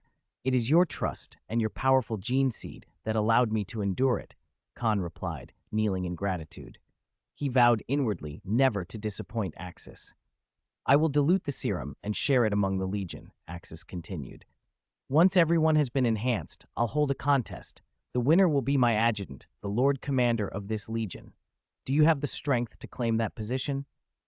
Lord Axis, I will defeat my fighting brothers. I will prove I am your most powerful gene seed offspring, worthy of the golden gene father, worthy of the golden transformation. Khorne declared, dropping to one knee. Ha ha ha, I would like a worthy sparring partner, Axis said. Even the custodians can't meet my standards. Train hard, Khorne. I'll use ki to further strengthen your body. When you progress, I'll enhance you again. I hope you can become my equal in the future. To be your sparring partner, to fight you, would be my greatest honor, Khorne said. Your enhancement is complete for today. Go rest. We begin formal training tomorrow, Axis ordered. Khorne bowed and left. After he exited, Kasha stepped out of a side room where she had been concealed. That's incredible. He handled 10 times the normal dose, she said. Axis had managed to find a true talent among so many recruits. Even more impressive, he cracked past the golden transformation's limit to 6-fold. Axis added, It's rare. That's odd, Kasha mused. Logically, your gene seed was weakened to a 5-fold cap. Could he reach 50 times in the future? When the Emperor and Mikado studied my gene seed, they dampened it because unmarred power would destroy a human host. My S cells are miraculous. If someone's potential and will are strong, the cells will respond. 50 times is impossible for humans, but with training I think his ceiling could be around 10-fold, Axis said. The marvel of S cells was that they could multiply. With diligence and the right mindset, a cultivator could increase their S cell count and thus the potency of their transformations. Humans still had limits, unlike Scions, who seemed almost limitless, so 10-fold might be Khorne's cap. But Axis allowed himself hope. If another genius arose under his care, one could break the usual constraints. As long as exceptional individuals appear, those with a warrior's heart and unwavering cultivation, they can break the 5-fold barrier? Kasha asked in surprise. Theoretically, yes, but such geniuses are rare, no more than 3 per legion if I'm lucky, Axis said with a satisfied nod. Among the legion, the overall strongest remained Matter. His psychic power was devastating to ordinary space marines, but his golden transformation only reached the 5-fold limit and couldn't be sustained long. For most gene seed offspring, a 2 to 3-fold boost sufficed. Early the next morning, Khorne arrived at Axis's door before dawn and waited. When Axis and Kasha woke and saw him kneeling there, Axis raised an eyebrow. How long have you been here? You don't need to come so early next time, Axis said. I dare not be negligent in any command from the Gene Father. The moment I woke, I came to wait, Khorne answered. Follow me, Axis said. He dressed and led Khorne and another 20 warriors, those who had taken the Spirit Tree fruit, to the training ground. Today's mission is simple. I will first use ki to enhance you, then we move into combat, 20 of you against Khorne alone. Silence fell. The new recruits took it in stride, but the veterans bristled. The Gene Father, you mean all of us against Khorne? A Space Wolves veteran asked. Khorne's strength is great. If the 20 of you attack together, you might have a chance, Axis answered. An old veteran stepped forward. I object. We've followed you for over 30 years. This man's been here less than half that time. How can he be stronger than us? Because I am the strongest, Khorne declared, stepping forward proudly. I am the Legion's #1 warrior.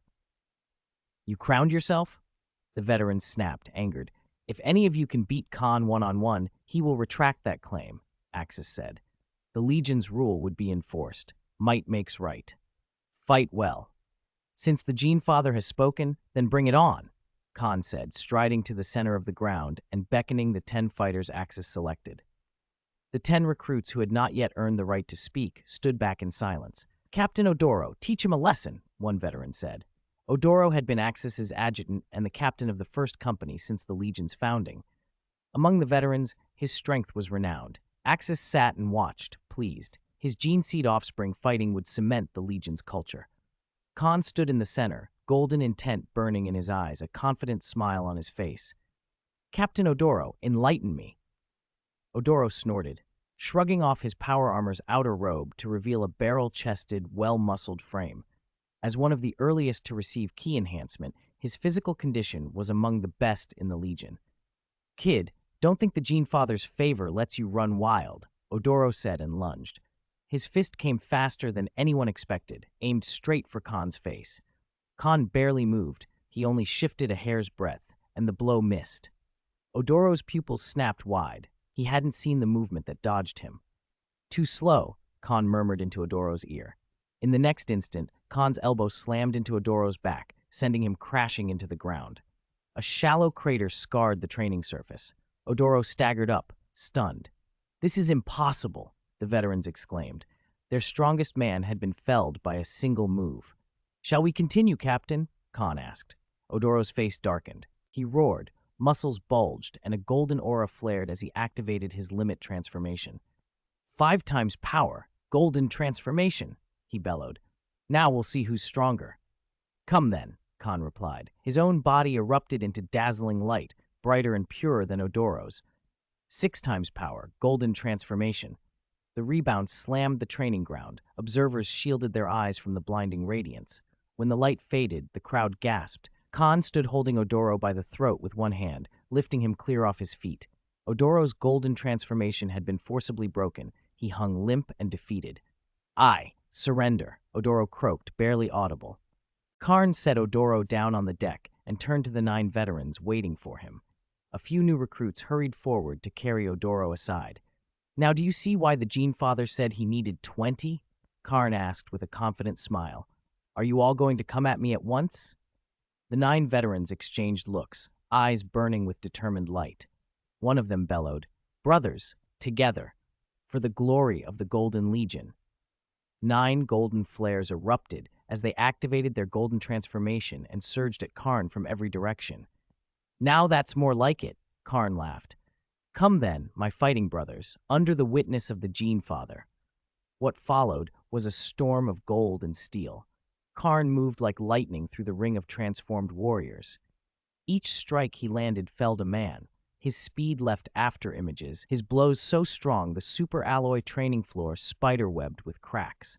He darted like a wraith through the assault. Each hit a thunderbolt, fast, precise, devastating. He sidestepped one charge and sent his right fist like a cannon into the leading veteran's chest. The man's aura collapsed. He hurtled into the far wall. Another veteran came in from the flank, his fist a globe of golden energy aimed at Khorne's temple. Khorne didn't even turn his head. His left hand snatched the attacker's wrist and, with a single sweep, swung him into the path of a third. The two collided and tumbled more than 10 meters. The remaining veterans roared and closed in from all sides. Golden light flared in Khorne's eyes. He dropped low, avoided their combined strike, and swept his leg. The ground convulsed. The shockwave staggered 3 of them back. Khorne exploded upward, fists raining down and driving 2 more men into the deck until they were unconscious. The last 2 veterans locked eyes and unleashed everything they had, hitting from left and right in a coordinated strike. Khorne smiled and crossed his arms to meet them. With a thunderous boom, a gale burst from the impact, and the deck under him buckled, yet he did not move. "Good power, but not enough," he shouted as his limbs trembled, and he shoved both men away. For a moment, the veterans simply stared. What kind of monster was this? The gap between them and Khorne was humiliating. He closed the distance in an instant, kneeing one in the gut and driving an elbow into the other's shoulder. Both crumpled, their golden transformation collapsing. All 9 lay scattered and defeated. Khorne stood in the center of the training ground, his golden aura ebbing, and looked around. "Anyone else?" The 9 veterans lay groaning. Shame and astonishment fought in their eyes. The warrior before them was on another level. No wonder the Gene Father had prized him so highly. The Golden Legion's limit transformation be a 5-fold amplification, painful to sustain and rare to surpass.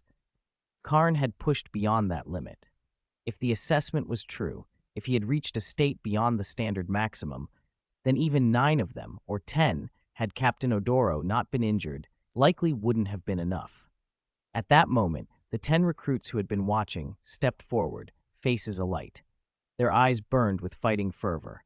One of them stepped out and said in a deep voice, "Senior Khorne, please teach us." Just watching the fight had set their blood on fire. Given Axis's gene seed and the Legion's temperament, the Golden Legion hungered for this kind of close-quarters combat. Axis himself, sitting in the stands, slapped his hands and gestured for the recruits to come forward. Seeing his gene seed offspring fight filled him with pleasure, even if they were raw. The 10 new recruits had also been given the Gene Father's enhancement serum. They were far stronger than ordinary warriors. Khorne raised an eyebrow and grinned. "Good, use everything you've got. Come at me." They charged without golden transformation. This would be pure, unadorned brawling. One threw a straight punch at Khorne's face. Khorne tilted his head, avoided it, and tapped the man's chest with a measured counter that sent him stumbling.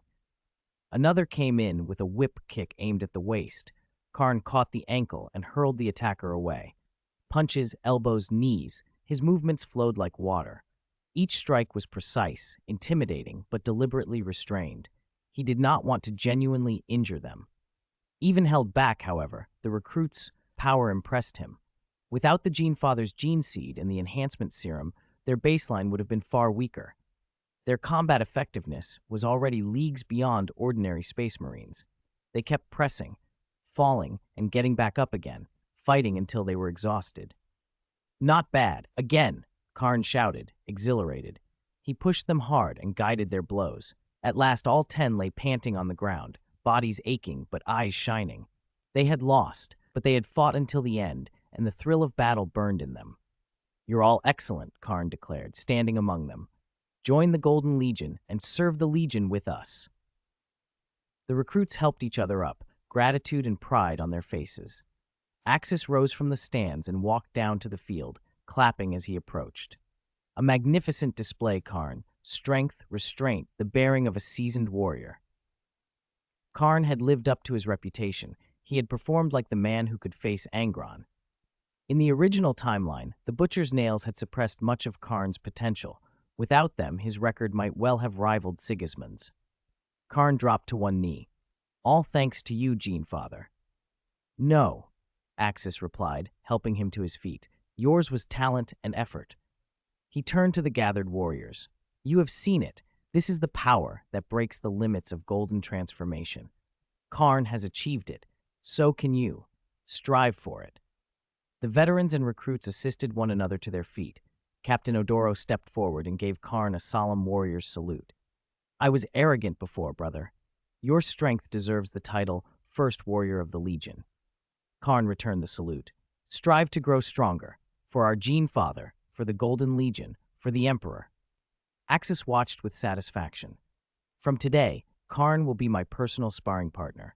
All of you," he scanned the assembly, voice rising, "must set Khorne as your standard and constantly break your limits. Remember, our 12th Legion exists to surpass itself, to grow ever stronger. Surpass the limits. For the great Gene Father," they roared in unison. "Very good," Axis said. "Now report to the Legion Apothecary in the med bay. Tomorrow we begin a new round of special training. Khorne, you stay." After the others had dispersed, Axis patted Khorne's shoulder. "You did well today, but it isn't enough." Khorne looked up, surprised. "Gene Father, I can feel your potential reaches far beyond this," Axis said. "I will personally train you until I can take your full strength." Khorne's voice brightened with excitement. Axis laughed. "No, until you can withstand 10 of my moves." 10 moves. Khorne's grin froze. The Gene Father only hoped he could survive 10 of his attacks. How strong, then, must the Gene Father be? 177. Khan's shock, the father of the most powerful Primarch. Khorne fell silent for a moment. Then the fighting light in his eyes flared even brighter. He grinned, and golden flames erupted from his body once more. The sixfold golden transformation swelled his muscles. A faint aureate sheen covered his skin. 10 moves. "Good," he said. "This is the kind of challenge I've been waiting for. Great Gene Father, may I test my strength against you?" Now that things had come to this, he couldn't back down from a thrilling fight. The earlier bouts had been too easy, 3 overwhelming victories in a row, and he hadn't even used his full power. He hadn't even transformed when he cleaned up the new recruits. Axis smiled slightly, one hand behind his back, the other beckoning. "Come," he said. "Give it your all. I'll let you have 10 strikes first, and I won't counter. I won't hold back, Great Gene Father. First move. Khorne lunged with a crazed snarl. He vanished from his original spot, leaving a golden afterimage, and punched straight at Axis's chest. The force of the blow tore the air and left visible ripples. Bang! Axis didn't even shift his feet. He simply raised a single finger and stopped Khorne's fist. His face was relaxed, almost playful, as if to say, "Not enough, child." Khorne's pupils shrank. Was this a joke? His full-power punch had been halted by one finger, without even giving him room to recoil. He sprang back and changed tactics, sweeping his left leg out like a battle axe toward Axis's waist. Second move, he barked. Axis smiled faintly. This brat still didn't learn manners, aiming for the kidney. The kick packed enough force to shred tank armor, but Axis didn't dodge. He lifted a palm and caught the strike neatly. His hand closed around Khorne's leg like an iron clamp. With a slight squeeze, cold sweat beaded on Khorne's brow. "Your speed is good, but your explosive power still needs work," Axis remarked. Khorne roared. The golden flames around him contracted and coalesced on his right fist before exploding outward. Third move. This punch had already pushed past the six-fold threshold and brushed the edge of the sevenfold. The air screamed where the blow cut through it. Axis looked a little surprised. He hadn't expected such immediate improvement after giving him that spirit tree extract yesterday. The S-cells had suited him well, but it was still futile. Axis blocked the attack with one hand, then flung Khorne aside. Khorne barely registered the motion before an irresistible force sent him hurtling away. "That's the fourth move," Axis called, then beckoned again. "Ah!" Khorne charged like a cannonball. This time Axis did not try to dodge or parry. He simply took the hit on his chest. The impact slammed Khorne backward into the training ground wall with such force it dented the superalloy surface. He spat blood, struggled to his feet, disbelief written across his face. His gene father had not even bothered to block. He had simply used the countershock generated by his own body to throw him. The gap in their strength was staggering. Again, fifth move, Axis said calmly. Khorne rose, breathing hard, eyes locked on Axis. The man stood as if full of openings, but unassailable. Any attack from any angle would be caught effortlessly. There was no hope. He didn't need Axis to strike back. Any further offensive would trigger the instinctive countershock of Axis's body and seriously injure him. The chasm between them felt like heaven and earth. "It's pointless, great Gene Father," Khorne said, exhaling. "No matter how hard I strike, it won't work. Those last attempts were already my limit." "Then watch this one move carefully. Don't blink," Axis replied. "Come on, great Gene Father. Show your gene seed offspring how vast the difference is." Khorne shouted. Axis's foot shifted, and he was gone in an instant. Khorne barely saw an afterimage before a gale tore past his side. Axis was impossibly fast. Khorne's eyes tracked a punch that ballooned, filling his vision. He felt frozen, as if some force locked him in place, unable to move, watching the fist grow nearer. He thought he would die. If it landed, he'd be finished. Bang! The fist didn't hit dead center, but grazed his ear, tearing the skin. Cold sweat and a smear of blood traced down his face. Khorne dropped to his knees, beads of sweat running from his brow, his heart pounding as if it would burst. In that moment, he had been so close to death that he felt as though he already was dead. The despair was indescribable. The great Gene Father was truly, overwhelmingly powerful. "Are you all right?" Axis extended a hand and hauled his gene seed offspring to his feet, clapping a hand on his shoulder. I'm fine, great Gene Father." Khorne drew a deep breath. It's hard to accept. With the strength I've gained, I used to think I could last a few rounds against certain gene seed Primarchs I've seen. But against you, I can only feel despair." Khorne finally grasped the magnitude of the gap. If he had to put it in one image, it was like comparing himself to an ordinary mortal auxiliary. How arrogant he'd been to think he could stand against a Primarch. "You're already very good," Axis said. "Your current combat power could overwhelm a custodian, an enhanced one at that. If you meet other gene seed Primarchs, you might not last 10 moves, but you could hold your own for perhaps 3, provided they're not trying to kill you. If they are, you wouldn't even see their movements. You'd be dead in one strike." Khorne stared at Axis in disbelief. From the sound of it, his Gene Father was different from the other Primarchs. Axis should be the strongest among them then. I've fought Rogel Dorn, Horus, Lionel Johnson, and my foster father Leman Russ, Axis said. Once, on Holy Terra, I stood against Dorn and Horus's encirclement alone. 2 against 1, yet I prevailed. He omitted his confrontation with the Emperor for reasons of secrecy. Just as I thought, Khorne burst out, ecstatic and reverent. Great Gene Father, you are the strongest of the Gene Seed Primarchs. As your offspring, I must become the most powerful Space Marine. Did you think I used my golden transformation to beat them? Axis laughed. I do have the golden transformation. You inherit it from me, but when I dealt with those 2 Primarchs, I did not transform. I defeated them in my normal state, and my golden transformation isn't just a 5-fold boost, it multiplies my power 50-fold. No side effects. I can maintain it for 24 hours. My longest stretch was over a month. 50 times, and it can last a day? Khorne whispered, stunned. 178. Awakening the essence of the warp, or ascending to godhood in the flesh.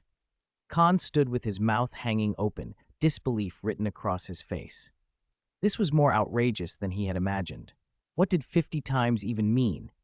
Even the Emperor, the great lord of mankind, probably wasn't that far beyond ordinary. A sacrilegious thought flashed through Khorne's mind, and he quickly shook his head, expelling it. Such thinking was treasonous. Great Gene Father, Khorne said humbly, I fear I've dishonored your gift. I can only manage a 6x transformation. But trust me, within a year or 2, perhaps just a few months, I'll break into a 7x state. Axis smiled. That was only the beginning. He still had Super Saiyan 2 at 200x, Super Saiyan 3 at 400x, and the transcended Super Saiyan tiers stacked on top of those. Ambition suits you, Axis said. I believe in your potential. You should train your baseline transformations.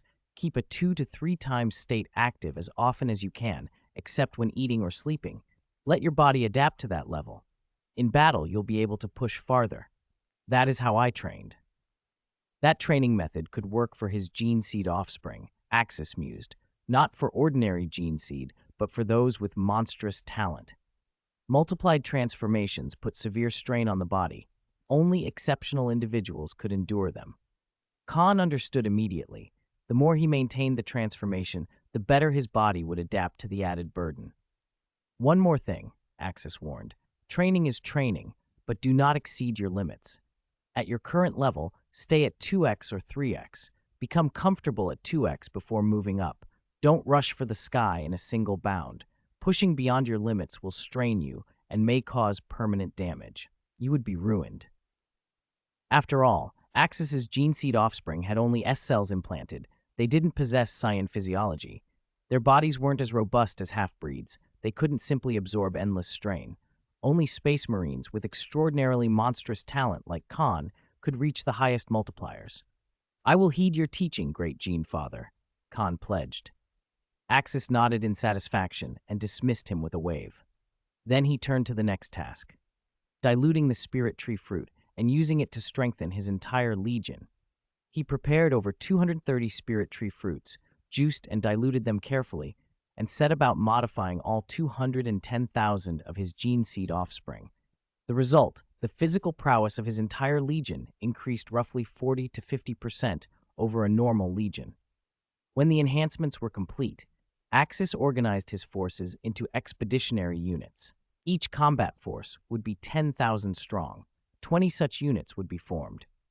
These would rendezvous with the mortal auxiliary forces sent by the Emperor and then launch the Great Crusade. Veterans of the Legion were mixed with new recruits, 5,000 veterans paired with 5,000 recruits, using an old leading new model so fresh blood could mature in battle under the guidance of seasoned warriors. One unit of 10,000 remained on the homeworld for construction and deterrence under Axis's direct command. A combined force of 10,000 legionnaires, bolstered by mortal auxiliaries, could conquer a planet with ease. With the Primarch's return, morale among the warriors was at an all-time high.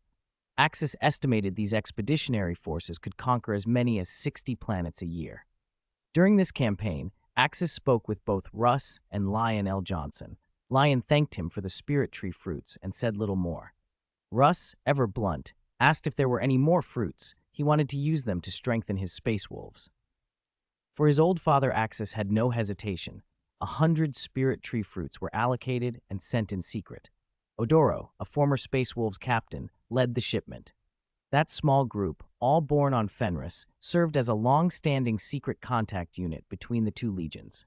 A month later, Magnus reached out psychically and asked for a private conversation. Axis, the effect of the spirit tree fruit is unbelievable, Magnus said. After I took it, my strength at least doubled, and my psychic power increased dramatically. He had gone into seclusion for months after consuming the fruit to digest its life force and integrate the changes. For most, it boosted physical prowess. For Magnus, it strengthened his soul as well. He had waited until he had processed the change to contact Axis. I'm glad it helped, Axis replied. The extra fruits I gave you can go to your cultivator offspring. They'll multiply his combat power as well. Magnus was tactful. Axis, do you have any more of them?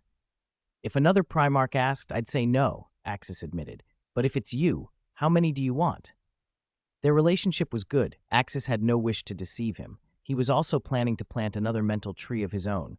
Magnus hesitated at first, then said, if possible, 3 more would be sufficient. By Magnus's calculations, 10 would be ideal. 10? Are you going to take them yourself? Axis asked, surprised. He had assumed Magnus wanted them to strengthen his legion, not consume them personally. Yes, Axis, Magnus said, excitement and fervor in his voice. This fruit enhances both soul and body. I sense an invisible membrane surrounding me. If I get 10 more, I should be able to break through it. Then my body will truly be able to contain my soul. Axis frowned. What do you mean, contain your soul? What is this membrane? Magnus did not hide it. The greatest purpose of my special gene seed is to use chi energy to strengthen my body. It helps me resist warp invasion and fortifies my soul. Over the decades, my soul has already grown, at least twice as powerful as before. The fruit made that even clearer. Gene seed Primarchs all originate from the warp. We are, in a way, denizens of that realm. Father created our bodies with the most advanced science and his own genes. But even these powerful bodies are insufficient to contain the soul of a warp entity. This fruit, combined with your chi energy, may change that. I have a premonition I can break through and truly reach the domain of a god. If Axis hadn't come when he did, if Magnus hadn't been shown chi energy, if he had not been given a gene seed offspring suffused with ki, and if he had never been sent that spirit tree fruit, Magnus might never have glimpsed this possibility. You're talking about awakening your warp essence, Axis said carefully. Once a gene seed Primarch accepts that essence, their power multiplies. Corvus Corax, after taking up his shadow abilities, held back Lorgar alone for 10,000 years. No force Chaos sent could break him. Lionel Johnson, after enduring Caliban's warp-tainted forest, learned to avoid its illusions and later wielded a miraculous white flame, akin to the Emperor's holy fire, that burned demons and enchanted weapons. After awakening, he could tear the veil between the warp and reality, using it to travel and even teleport entire chapters, a power more potent than the webway. After accepting their warp essence, a Primarch's strength could grow geometrically. Magnus considered the word awakening and offered another perspective. Awakening isn't quite right, he said. This power lies latent in us, sure, but our bodies have been too weak to use it. My situation feels different, not simply accepting an inherent power, but a sublimation of both soul and body, apotheosis. The gods of the warp lack physical forms. If my body can match my soul, then a warp entity with a suitable mortal vessel would be able to manifest his power in the material universe. How powerful would that be? Potentially invincible. You still need 10 fruits, Axis said. 10, Magnus confirmed. Based on the concentration of life essence in one fruit, 10 more should be enough. Axis hesitated. That's difficult, not because I can't give you 10, but because the second fruit will not have the same effect. These fruits are special. Their cultivation consumes a planet. The fruits a single planet produces only have that world-shattering effect on the first consumer. A second fruit will not deliver the same transformative result. After the first, further fruits only replenish life essence and heal. If the fruit had been grown on a god planet, there might be no such limit. But fruits grown on mortal worlds are flawed. Otherwise, figures like Turles in Dragon Ball Heroes whose mental tree fruit came from a universe tree birthing ground, would have become incomprehensibly powerful. Here, ordinary planetary-grown fruits are inferior. That was why Axis refused to let Kasha eat a second fruit. The effect would be halved. Axis himself had taken one, and never another. Afterward, the fruits served only as restoration. "There's such a restriction?" Magnus said, stunned. "If what you say is true, I would need at least 10 planets destroyed to complete this evolution." 10 planets might not be impossible," Axis replied. "There are many worlds already slated for exterminatus. We can select targets." Axis was curious, too. He wanted to see what Magnus would become if he completed this ascension.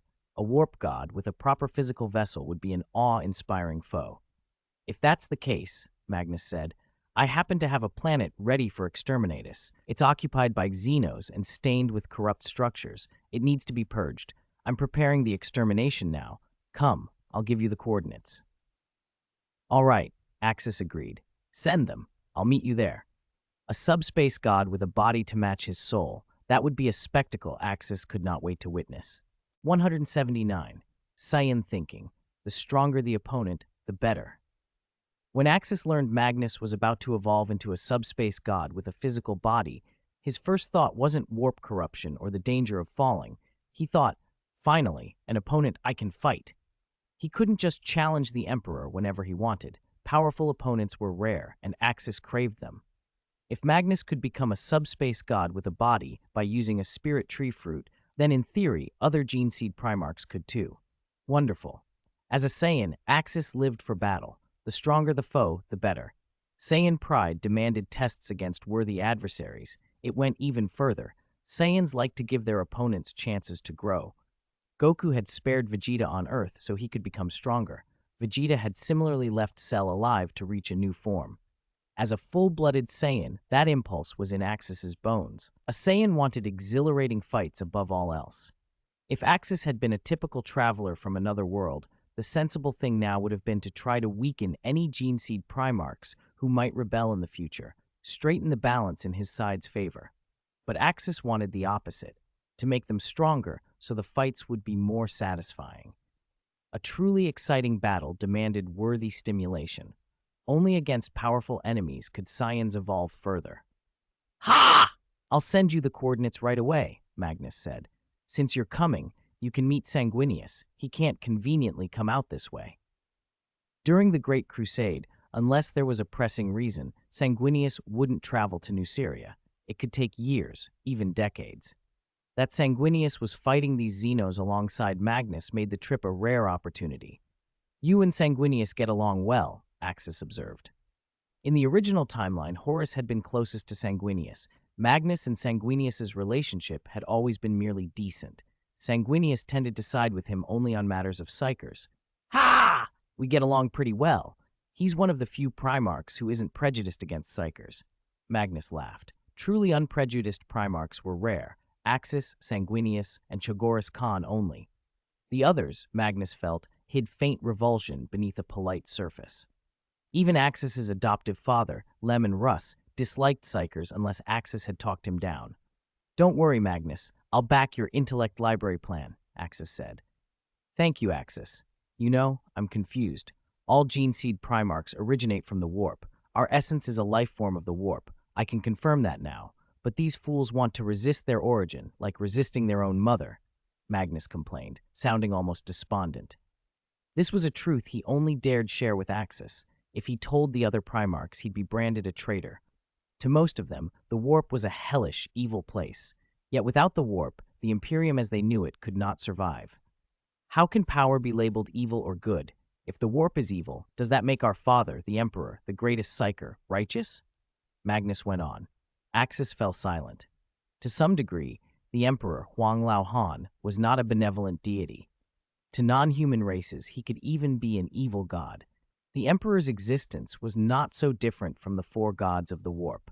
As for warp power, Axis understood its danger best. Without the angel's ring purifying his soul and the protection of his own ki, he wouldn't dare touch psychic power. Maybe the original warp had been a pure chaos, but since the birth of the four gods, it had changed. He kept these thoughts to himself. They talked a little longer. After listening to Magnus vent, Axis ended the communication, uploaded the planet coordinates to the Dawn Star, and prepared to go. This time, he would travel aboard the Dawn Star rather than his Glory Queen-class battleship. It was a secret mission, and he didn't want records left behind. That night, he told Kasha his decision and asked her to oversee Nuceria for the next few months. "You're leaving again for months? We're swamped here, and don't forget what you promised. Guillemon's adoptive mother will be here soon. How will you receive her? Should I do it?" Kasha rolled her eyes. "Don't say that. This is important. Don't you want another spirit tree fruit? As for Guillemon's adoptive mother, just receive her for me temporarily," Axis answered. "If it's about planting a mental tree, I want to see it too," Kasha admitted. She was curious. A spirit tree was one of the universe's rarest treasures. "If both of us leave, who will manage Nuceria?" Axis countered. "You can leave it to your gene seed offspring. Khorne, for example. Aside from his combat talent, he's good at management," Kasha suggested. "Don't joke. Administrative support sent by Guilliman will arrive in a few months. You'll still need to receive them," Axis said. He had to have someone there to take political responsibility. It wasn't a choice. "Then you must promise me, next time you plant a spirit tree fruit, you'll take me," Kasha demanded. "Don't worry. Next time I'll take you and you'll see a spirit tree grow," Axis promised. Magnus's full physical and spiritual evolution would require at least 10 spirit tree fruits. This trip was only to gather a second one. There would be many more chances to plant spirit trees. "How do you plant such a magical tree?" Kasha asked. "You'll see in time. This trip I'll bring back the second fruit," Axis said. They finalized arrangements the next day. Axis announced publicly that he would enter a period of deep cultivation and would not receive guests or gene seed offspring for several months. He entrusted all affairs to his wife, Imperial Princess Kasha, and ordered Odoro and Matter to assist her. "Rest assured, Gene Father, we will take good care of our homeworld during your cultivation," the three said in unison, kneeling. Nuceria's situation was stable. Imperial support personnel were already heavily involved in local construction, bringing jobs and improving living standards. Under Axis's rule for half a year, life on Nuceria had improved compared to the old slave master days. The planet was secure, and the latest new recruit selection proceeded in order. "You can rely on Kasha for anything. If something happens that can't be handled locally, have her contact me," Axis said. Psychic power was convenient. He could stay in touch across star systems in an instant. "I understand, Gene Father," Mater nodded. With the planet settled, Axis bade Kasha farewell and boarded the Dawn Star. "Welcome home, Gene Father," the Dawn Star's virtual image saluted. "Long time no see. I'll give you coordinates. Take me there as fast as you can," Axis said at the control panel and entered Magnus's coordinates. "Analyzing. Father. Destination, 1,800 light-years. Warp travel will take approximately 26 days, the Dawn Star replied. Axis nodded and ordered the warp engines engaged.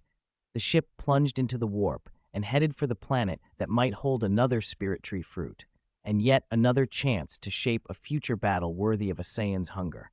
For more than 20 days, Axis had stayed inside the Morning Star's gravity chamber, training under hundreds of times normal gravity.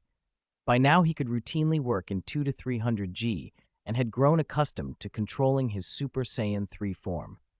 The power of SSJ-3 was immense, but the energy and stamina drain was brutal. Even now, his transformations never lasted more than an hour. If he stacked Super Saiyan 3 with the transcended Super Saiyan state, his body hit its limit in under 30 minutes and his internal reserves were exhausted. Using large charge attacks shortened that time even more. At the moment, Axis had two practical options for combat. The first was the normal Super Saiyan, either the standard form or Super Saiyan full power, because those consumed the least energy. The second was the legendary Super Saiyan. In that state, his ki felt nearly endless, and his destructive output was terrifying. Most fights never required him to push into SSJ-2 or SSJ-3. In the whole universe, only the Emperor could force him that far. To grow stronger, he saw two routes. One was Super Saiyan 4, an atavistic form that multiplies SSJ-3's power many times over, but demanded Great Ape energy. He'd have to trigger a full moon transformation into a golden Great Ape, or given his legendary lineage, a gigantic beast with golden-green fur. Could he keep his mind intact in that state? Could he survive the aftershocks of a planetary detonation while enraged? The risk of a training accident that ended in his own death was too real. Theoretically, he should be able to control it. His brain had been modified by the Emperor with a special core for transformation control, and his bloodline had evolved. But the great ape's volatility worried him. The other path was the God route, Super Saiyan God and then Super Saiyan Blue. That evolution was fundamentally different from the straightforward Super Saiyan escalation. It led toward divine power. Which was stronger? SSJ4 or Super Blue was hard to judge, but the godly forms offered better control of one's aura. Since seeing the God of Destruction's communicator, Axis had also been thinking about parallel universes. The Dragon Ball multiverse was full of alternate timelines, future Trunks world, GT timelines, movie worlds. The communicator and the existence of a God of Destruction made it clear this universe followed the Dragon Ball Super branches. Goku and Vegeta had pursued divine paths, unlocking Super Saiyan God, Super Blue, and even Ultra Instinct variants. With those precedents, the God route felt more accessible in the Warhammer universe. After weighing the risks, he decided against gambling on SSJ4. The Great Ape route was too unpredictable. He would follow the Super Saiyan God path instead. Morningstar, how are the hyperspace engine, the special sniper rifle, and the rest of the equipment I gave you for research? Axis asked. The hyperspace engine is about 10% analyzed, Morningstar answered. It will take more time to fully reverse engineer. The medical pods, battle suits, and special energy weapons are fine. I can produce those on demand. That special sniper rifle is a different matter. It's made from a metal I've never seen. Our ceramite, superalloys, plasteel, and adamantium analogs can't match it. Even some of the Empire's secret alloys fall short. I can't currently produce suitable ammunition or replicate the rifle. Take your time on the engine, Axis said. Could auramite, the material from the power armor I brought, be used as a substitute? Your armor's lattice is stronger than ordinary Imperial metals, but it's designed primarily to shield against psychic assault, Morningstar replied. That's a different property from the sniper's alloy. If I had to recommend a substitute, the Necron's living metal would be ideal. Living metal, Axis repeated. Noted. Keep searching for alternatives. I will, Father. Once the right material is located, fabricating the sniper rifle won't be difficult. And one more thing, Axis said. I want a custom suit, lightweight, high defense, like a battle suit, but capable of letting me survive in space. Understood, Morningstar said. I'll design something. Give me a little time. Don't make it too rigid, Axis warned. You can increase the weight a bit. Just make sure it can withstand the radiation environment in space. Understood, Father. The 20 days flew by. The Morningstar dropped out of the warp and slipped into an unfamiliar star system, the coordinates Magnus had given for an exterminatus. The target world lay several astronomical units away. There were no Imperial vessels in orbit yet. Axis had arrived earlier than the others.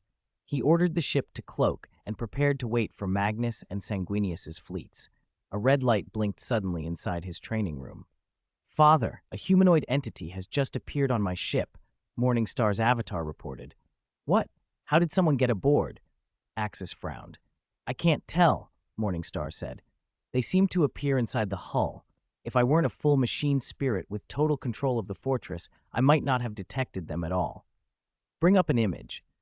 A virtual screen flickered into being in front of Axis and locked on a figure 2 meters too tall, slender, lithe, and dressed in bright, clown-like garments.